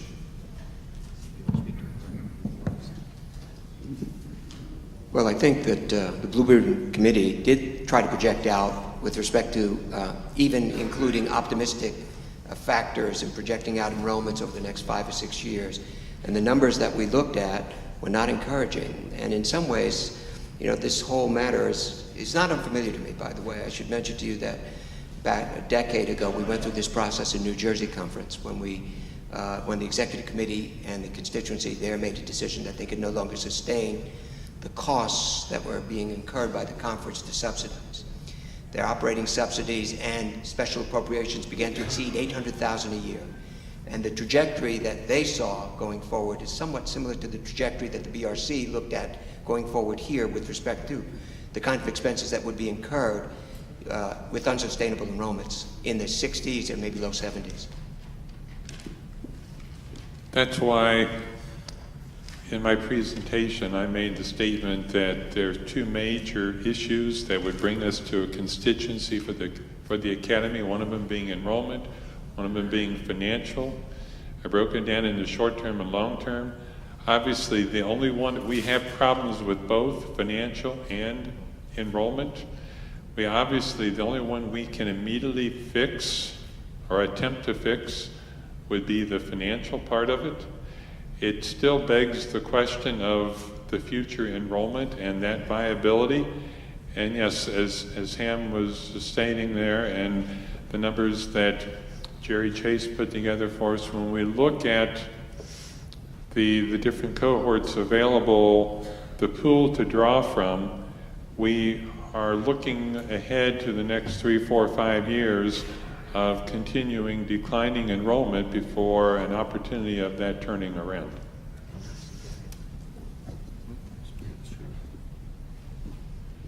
And if you look at the cohort data is asking a fundamental question: are we just a ministry to Ohio Conference schools? If we're depending on the feeder schools of the Ohio Conference, the data projections are restricted enrollments. So if our mission statement is Ohio Conference only, then we're in a position to just fundamentally say our enrollments will not improve. We have significant support coming from Allegheny West churches, and there's another data pool of potential students.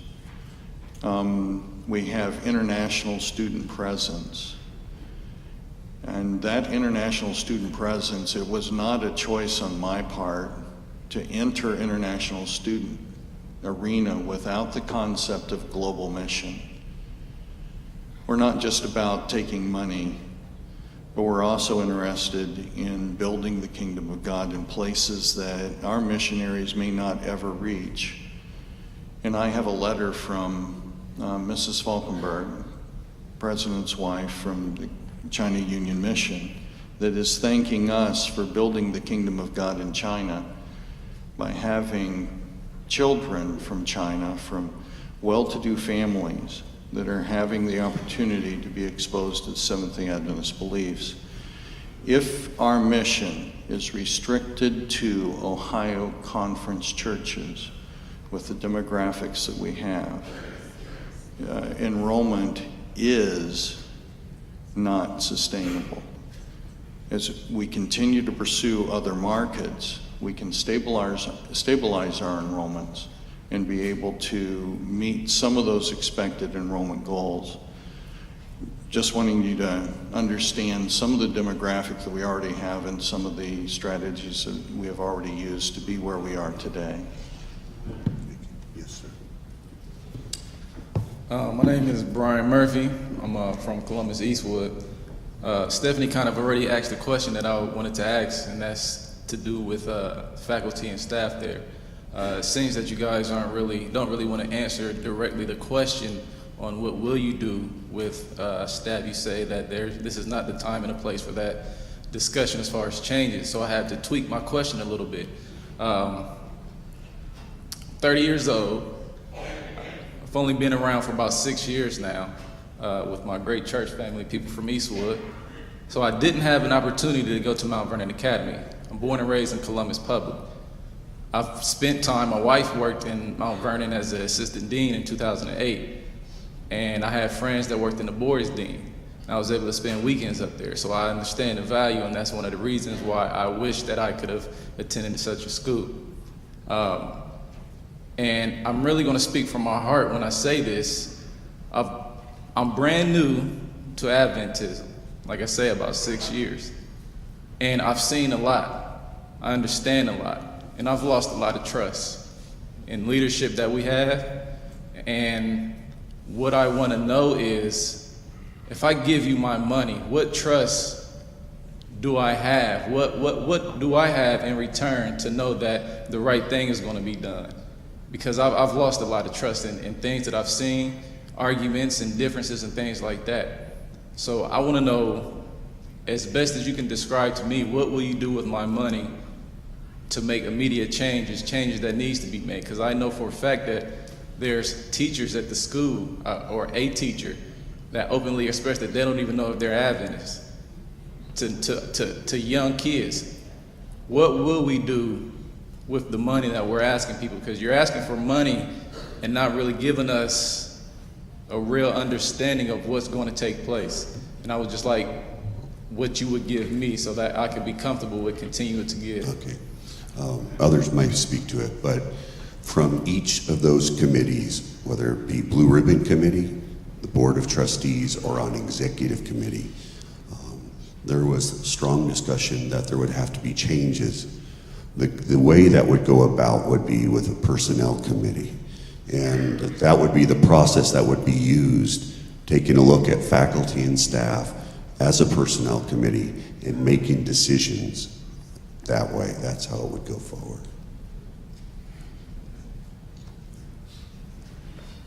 My name is Vernio Ankara from Ebenezer French Seventh-day Adventist Church.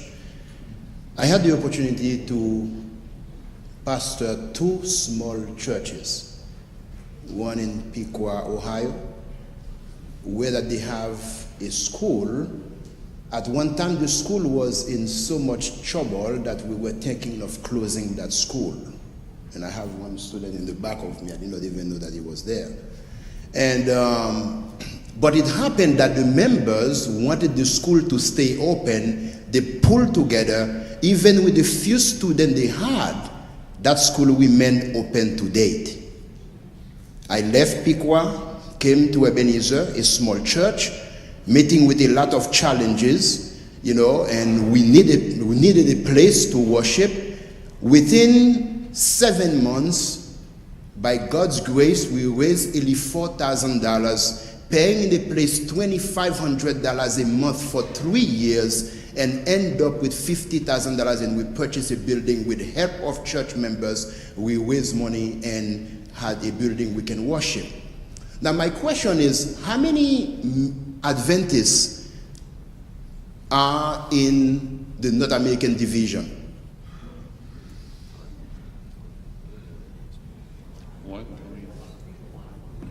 I believe, generally speaking, it would be 1.1 million. All right. How many we have in the Ohio Conference? On the books, 11,000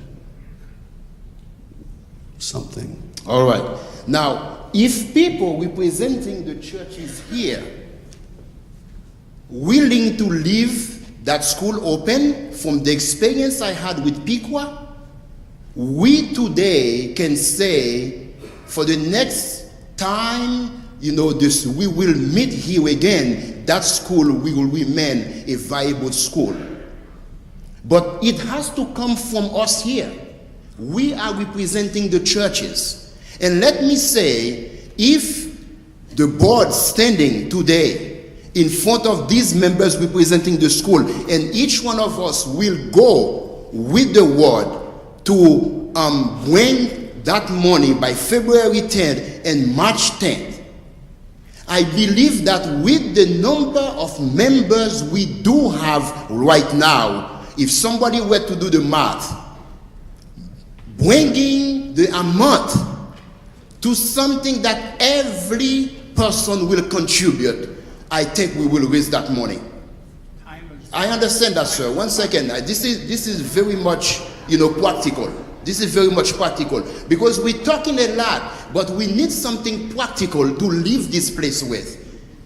That's what we need right now. And I believe that you will find 3/4 or 90% of the members here want the school to remain open. I didn't have any children going to Mount Vernon Academy, but let me tell you the main reason why. First of all, because of the tuition. Second, my children were to go, to Ivy League school. Both of them graduated, or both of them are Ivy League school. You really do. I don't pay much. We can do it. We must wrap it up. Yes. Okay. Thank you, preacher. Ron, I would like Yes. to make a comment based upon the person to my previous, and that is, what are we giving in return? And I recognize and realize the trust factor is a very huge factor. And as I mentioned in my report, it's something that I have struggled with quite a bit myself in my feelings of betrayal from some of the leadership. What I can tell you is, and I think you all know, that we have, since the major conference issues of the last couple of years, we no longer have, that treasurer is no longer with us. And I can tell you that the business manager of the last two school years at the academy is no longer with us. And I'm certain that the current business manager of the academy will attest to the fact that the questions are really, really tough coming to him now. And he can't get by with anything, and Lyle might even feel the same way, except we have a lot of confidence in Lyle because of his background and experience and having been here before. So I think we have made some personnel changes at those levels that certainly bring a level of credibility and accountability to what we have, where we are at this point. Yes, sir. Yes, my name is Dylan Wagner. I'm from the Piqua Seventh-day Adventist Church. I was privileged to be baptized by Pastor Vern on a day like today in a river. It was very invigorating. Memorable. Yes, indeed. My question and comment has to do with sustainability. First off, is there a on-campus business or some type of factory, as it were, where any products are made? I heard mention earlier about a farm, perhaps that used to exist on campus. What can you elucidate about that? And then I have a comment following up. There are no businesses on campus. We're currently working a business plan for return of bakery. That is potential for success. the issue that we face a lot of times when it comes to industry on campus is the continuing increase of guidelines on child labor that is put forth by the Federal Labor Board. And we are currently not allowed to have any student that is under the age of 16 to work between the hours of 8 o'clock in the morning and 3:30 in the afternoon, which alters drastically the pattern of scheduling that has been a part of the boarding academy campus and as in a split schedule for work. The second thing is people ask me all the time, start a business, and right now, with what capital and with what probability of success? I've also learned in school administration that to place a business under the umbrella of a school board, which is empowered largely to reduce all risk, because we don't want to bring hurt or harm to a child, which then leads liability to the school, is that the board's willingness to eliminate risk oftentimes makes it impossible for the business to succeed. And if it does succeed, if it's a school-owned business, then the tendency is to utilize all assets of the business in order to keep the school surviving, which again impedes the long-term success of the business. And so at this current time, we do not have any business on campus or any industry on campus. Okay, I appreciate a comment I heard earlier by somebody, I forget who it was, but in regards to Ellen White's Council on Education and about how there should be a blending of working with your hands blended with the education process. It is education. So I know there are many academies, even within the United States, that have very successful organic farming projects going on, or bakeries, or maybe they're producing an organically produced beverage or something that the public wants. And it's particularly with the organic farming and stuff like that, there's an interest in our community, in this country, that's growing, and it sees no end in sight, at least for quite some time. I think that organic farming or something along that lines, you have minimal startup costs. It's a lot of sweat. The cost of seeds and water and such are minimal. Maybe a greenhouse to get the thing started, but it's very sustainable. And I know that many academies, and there are Adventist organic farmers who are making a killing off of organic farming. So that's an idea. I know there's many more, but I think that's a very sustainable thing that should be pursued. Thank you. Ham, would you share, and I know you can do this as well, the complications of how many hours now our young people are allowed to work and at what age? Because that has killed us in a lot. Yes, I think Dan's comment with respect to outlining those compliance requirements was pretty much right on. And the landscape with respect to the laws and the guidelines is constantly changing, as Dan suggested. I want to go back to the question, however, the point made about organic farming. I had the privilege of chairing the evaluation for Great Lakes Academy that has made a significant investment in organic farming, and it was a significant investment. Huge amount of capital that was put forward by the Michigan Conference to make it work. They did the market studies to see how sustainable it might be. That's still an open question. With respect to how many academies across the North American division actually are into organic farming, I think that number is not many.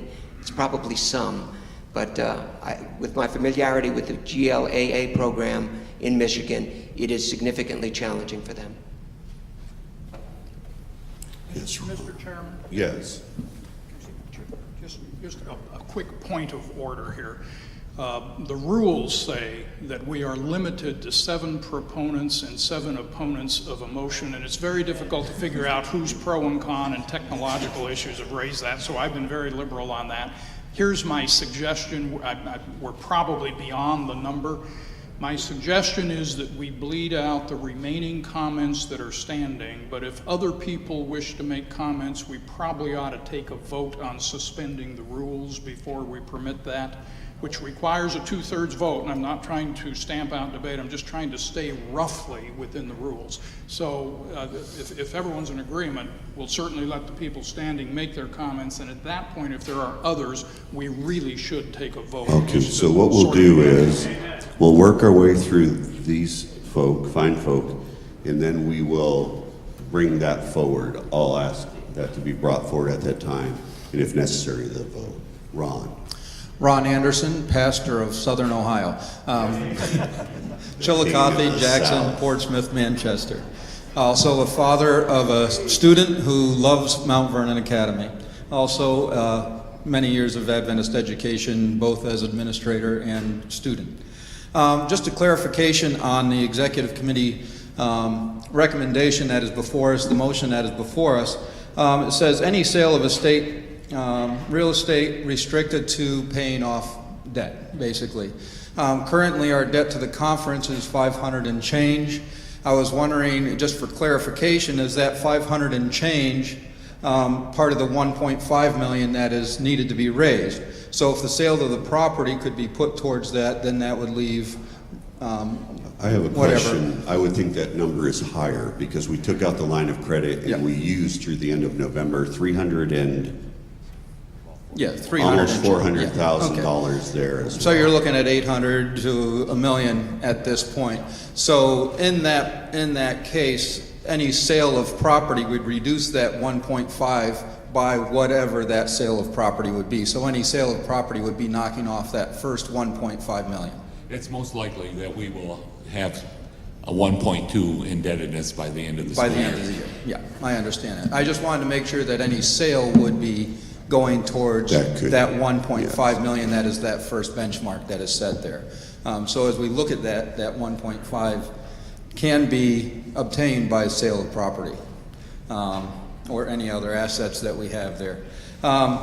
Also, I know there are other schools that have smaller enrollments than we do that are still in operation. Yes, they struggle, but there are conferences that are half the size that we are, and they are still viable schools. And also, we all need to be all in. Pastors need to be very strong supporters of Adventist education in their local schools. Members need to be strong supporters of Adventist education in their local schools, elementary through college. Anyway, thank you. I was the pastor.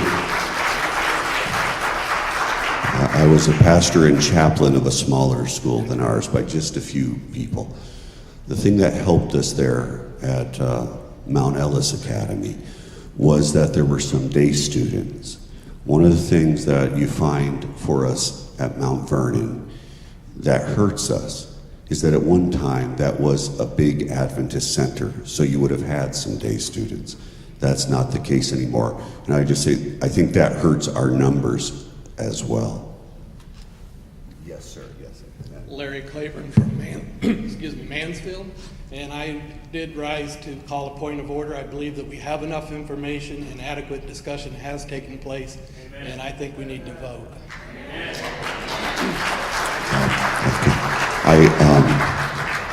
I'll look to you. One thing I do want, and as long as there are new things being said, that's one thing I know when we'll start to repeat ourselves, but I do want you home safely this evening in the farther reaches before the weather hits. Now I'm going to look to a parliamentarian who has been sleeping on top of Robert's Rules of Order.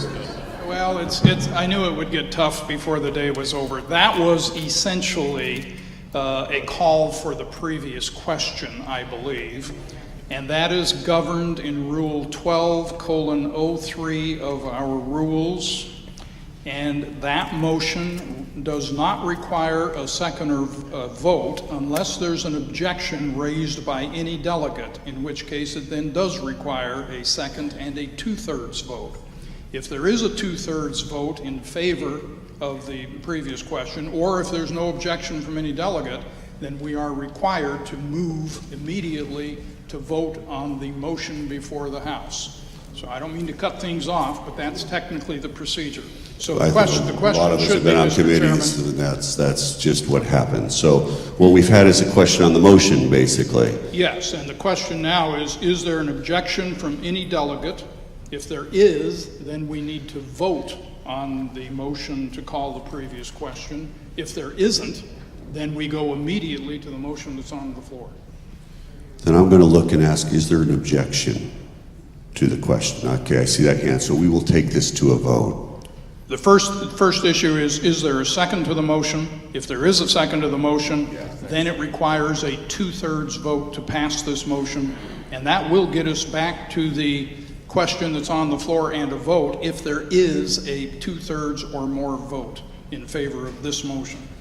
All right, we have some counters. I'm going to need some folk to have to, let us have the hands raised and we'll see if we need that.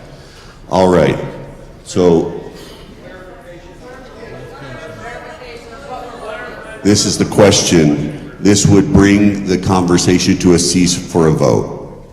You want to clarify more than that? Yes, I saw a hand that had a second. I'm assuming you saw it too, so we're now going to have a vote. This is a vote on the previous question, so that if a 2/3 or more majority votes in favor of this motion, it will cut off further discussion, and we will immediately move then to vote on the motion on the floor, which is the recommendation. On the other hand, if this does not receive at least a 2/3 vote, then we will continue with the comments and the discussion. Everybody clear on that? No. Let's try it again. I don't want us to vote with confusion. If you vote yes, you're voting for a cessation of discussion. If you vote no, you are voting for continued discussion. Does that help? I won't take that as a vote. I'll just take that as, hey, we're getting somewhere. All right. Then let's take that to a vote. And let's get your cards out for this one. The cards are out. All right. All those in favor of this motion, this question, raise your card high. I need people. We're going to need to check. This is going to be close, it seems.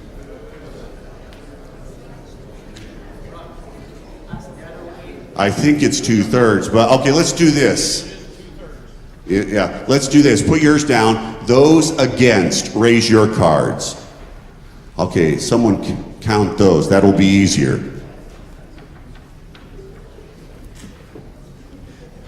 You can tell I'm a pastor, can't you? This is a joy, all this.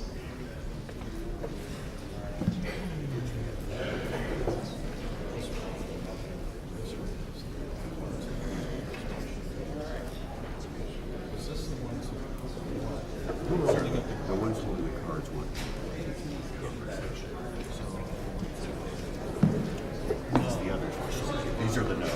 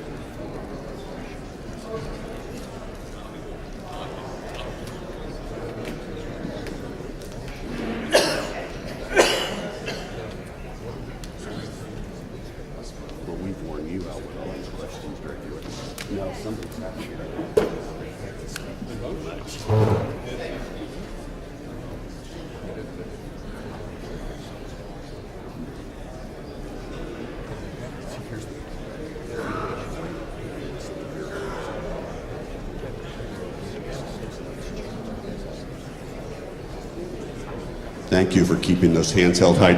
I don't know if the count's done. Is it?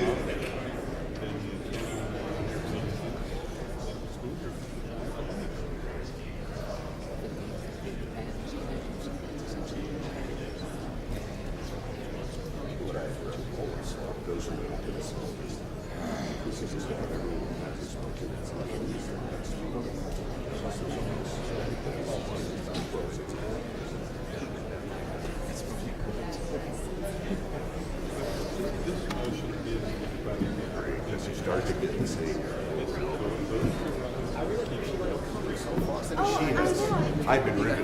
I don't gonna tell your boss. He's gonna find out. I want to vote. Only way I'll do it. That's the only way we'll know what people really think. I've talked to them.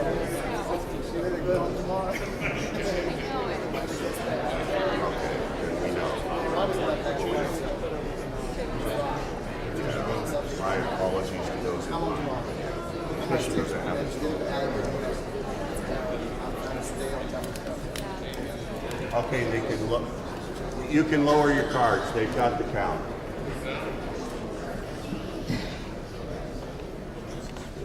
Ladies and gentlemen, we have now confirmed my worst fears. This job is a thankless job, but I do appreciate everybody's cooperation. We had multiple people counting, and we were counting the negative votes. We counted 57 negative votes, which is far short of 1/3, and the showing of hands on the other would suggest that the 2/3 was there in favor of the motion. What this means is, under our rules, all debate and comment at this point stops, with apologies and respect to those who are in line. And we are required under the rules to move directly to a vote on the recommendation that was presented by Mr. Wong earlier and that we were debating. It would be good if we can put the recommendation again. I'm going to ask that we would put the recommendation up here clearly for everyone to take a look. I also will say this, it's just my habit. I believe that the best way I'll have the most accurate info from you is if these are private votes, and that's how we'll take this vote, okay? In your packet, there should be a piece of paper, am I correct? No, then we will pass those out. But I want you to be able to write yes or no. Let's put up the motion. Oh, now, you have to have a card as you give it. Do we have papers to hand out? Oh, thank you. Okay, now I expect that everyone that's inside this sanctuary is a delegate, but you will have to show the person your card so that they can know that. All right, let's take them like the leaves of autumn.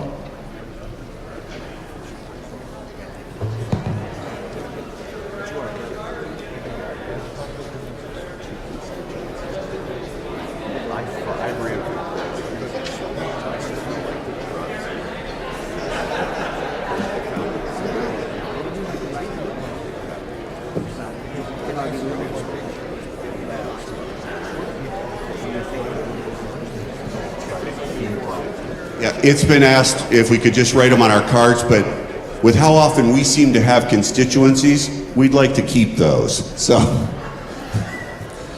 sorry, it's my twisted sense of humor. I've been here less than a year and we've had 2 of these. We might wear them out. So just use the paper, not your voting card.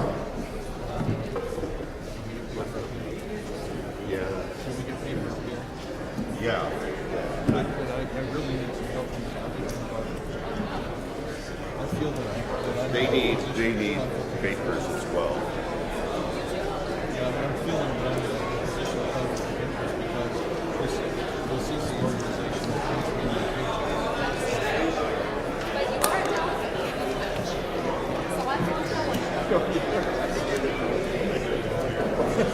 I'm just cheering this. I'm not, unless it's a split vote, well, I won't vote. Just tell me. Yeah, in case it's a split. Maybe you are representative. I guess what I'm trying to say is, my view anyway. Well,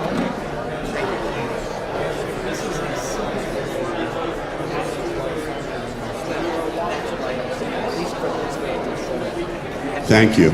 Let me say again, you've probably already written, but if you are in favor of the motion, you write yes. If you are not in favor of the motion, please write no. Okay? And this is a simple majority. Yes, I will. Hey, could we have quiet? I'd like us to pray before we go any further, okay? So, and we'll take the time we need to get this out. If my ushers and usherettes would just cease for just a minute, we'll get back to it. But let's have a word of prayer. Lord God, none of this is easy. And not one of us would choose to spend a Sunday here and wish that we were not here under these circumstances. But what I want to ask is, through your people and through what takes place in the future, you would be very clear with us. I'm going to ask that you would help my brothers and sisters to vote their conscience, and that in this journey we will know your will. I pray in your name. Amen.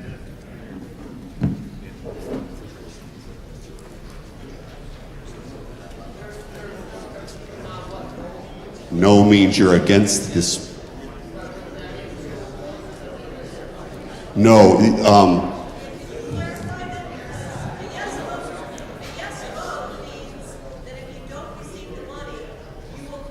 yes, a yes.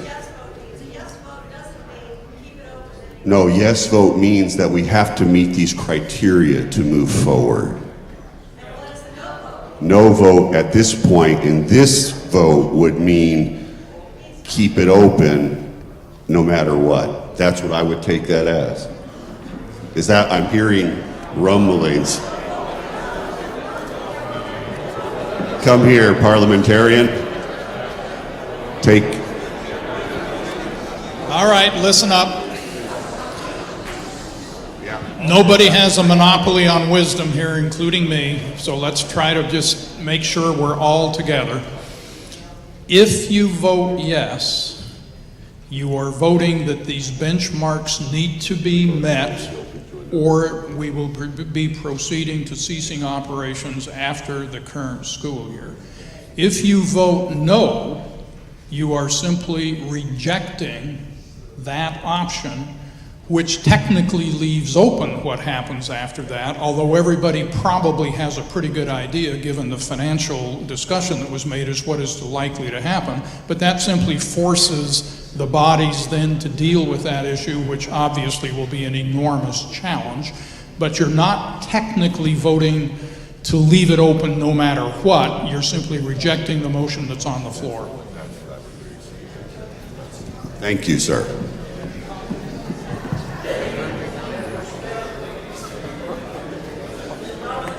Okay, then maybe this will help. Every other time I try, I'm hitting 50% here. Maybe this will help. If it is voted down, I will open the floor for another motion. If it's voted, then we know what we have, and we have the time frame we're working in. Okay? Does that make any sense to you? We will open the floor for a different motion if this is voted down.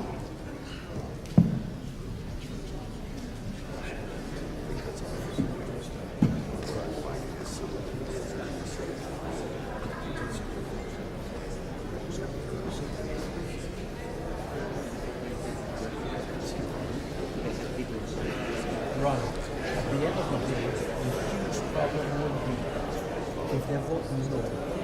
No matter what vote, what motion they bring to the floor, if we do not get the money, it will just close by its own. Well, that's I really I think there's still.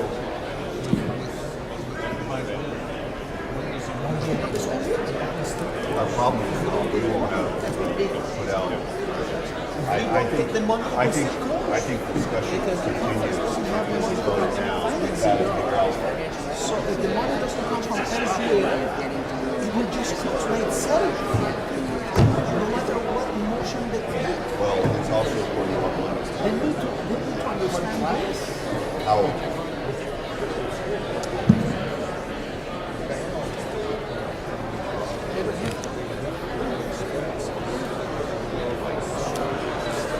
Did you all vote?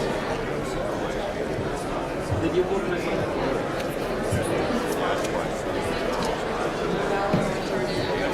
I have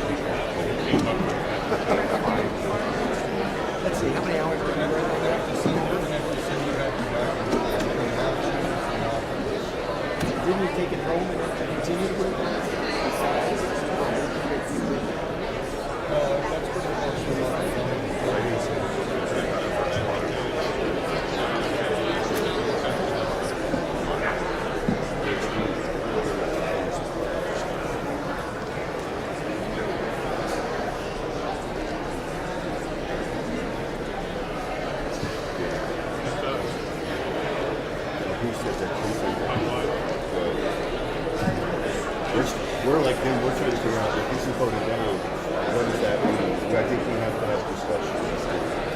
So we go from there.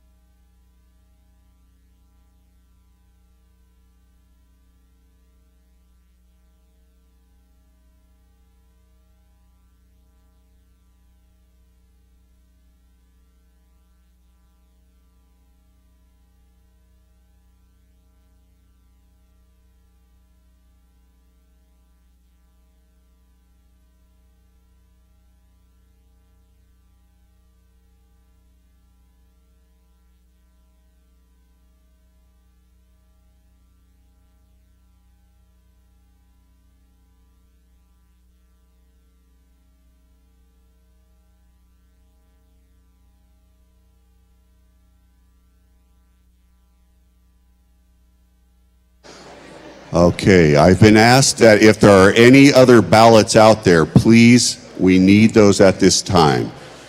If there are any others that have not been collected, please raise your hand. I think we have them, but I just want to double check. All right. Okay, thank you.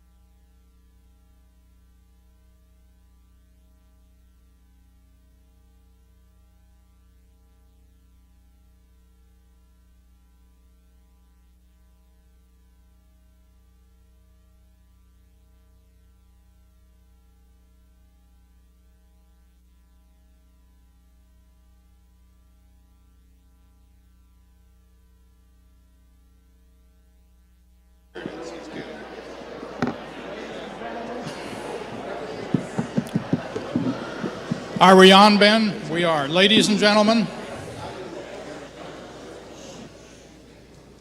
The ballots have been counted and they will be preserved at the table to my left. A total of 340 ballots were cast, one of which was not counted because of ambiguity on the face of the ballot as to what the voter's intent might have been. Of those, a hanging chad, not quite. It does not affect the outcome of the vote, however, in any event. Those voting yes total 257. Those voting no total 82. So the motion does carry. All right. Then what we need to do at this point is we will have adjournment, a prayer and adjournment, and then we need to open up immediately. It is a formality, but because of the structure of our church, we have to have our Mount Vernon Academy Corporation session, which you are a part of, to ratify this vote we just took. Would you bow your heads with me in prayer? Lord God, this isn't easy for us. I want to ask that in the weeks and months ahead, that you would continue to make it clear. I ask that your blessing would be on our faculty, staff, our students there right now, especially at this very difficult time. And Lord, I want to thank you for the spirit that you helped see to within our meeting today.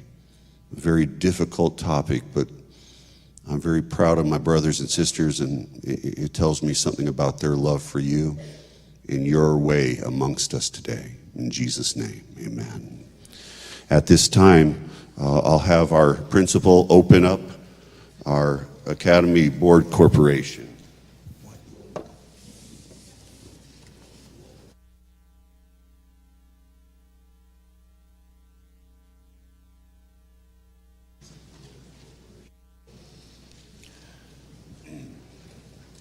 At this time, I will call to order the Mount Vernon Academy Corporation session and let you know that the notice of the call for the Mount Vernon Academy Corporation did appear in the December 2014 Columbia Union Visitor. And the purpose of this meeting is to ratify the recommendation from the Ohio Conference Executive Committee, the same motion that you voted on just previously. So what we'll be doing is ratifying the action of the constituency, which we just took. Now, how do we want to take this vote? Shall we? Okay. Let's use our cards this time. I'm to take this to the vote. Mr. Chairman? Yes. Technically, there should be a motion and a second. Was that motion completed? No, that was not a motion. It was a purpose statement. Okay. I mean, technically, if we're going to vote, there ought to be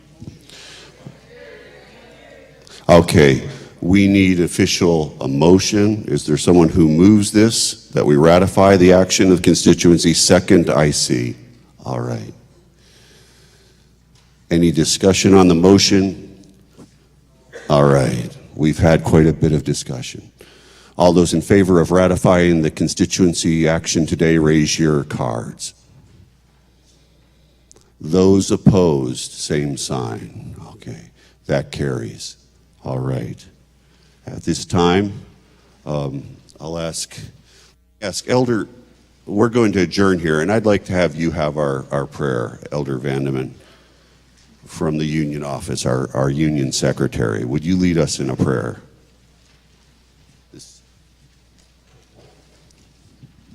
Would you stand with me?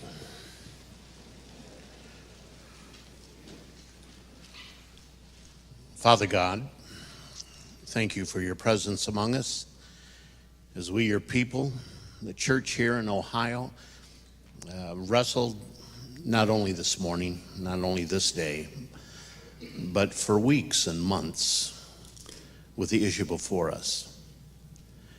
We want to thank you for your manifest leading in the past, the blessings you have poured out on young people through the ministry of Mount Vernon Academy.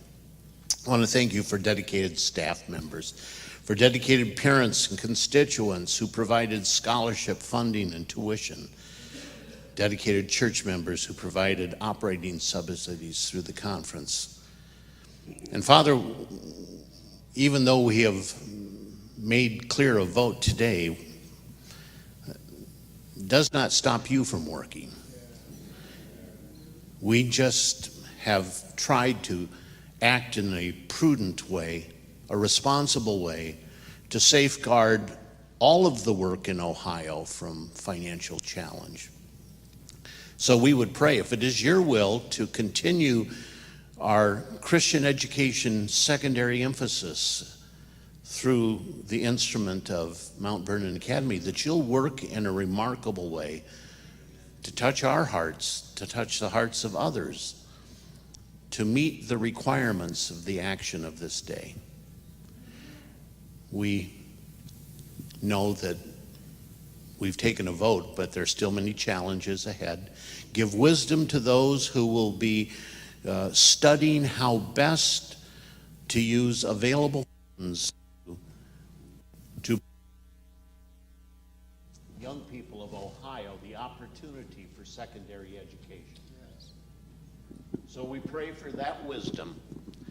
We pray also, Lord, for patience and for grace towards each other, towards our leadership, towards the academy staff. Help us not to be so troubled about the past, but help us to look with courage and hope to the future. And give us traveling mercies as we go to our homes, we pray. In Jesus' name, amen. Safety for you all. Thank you, Elder.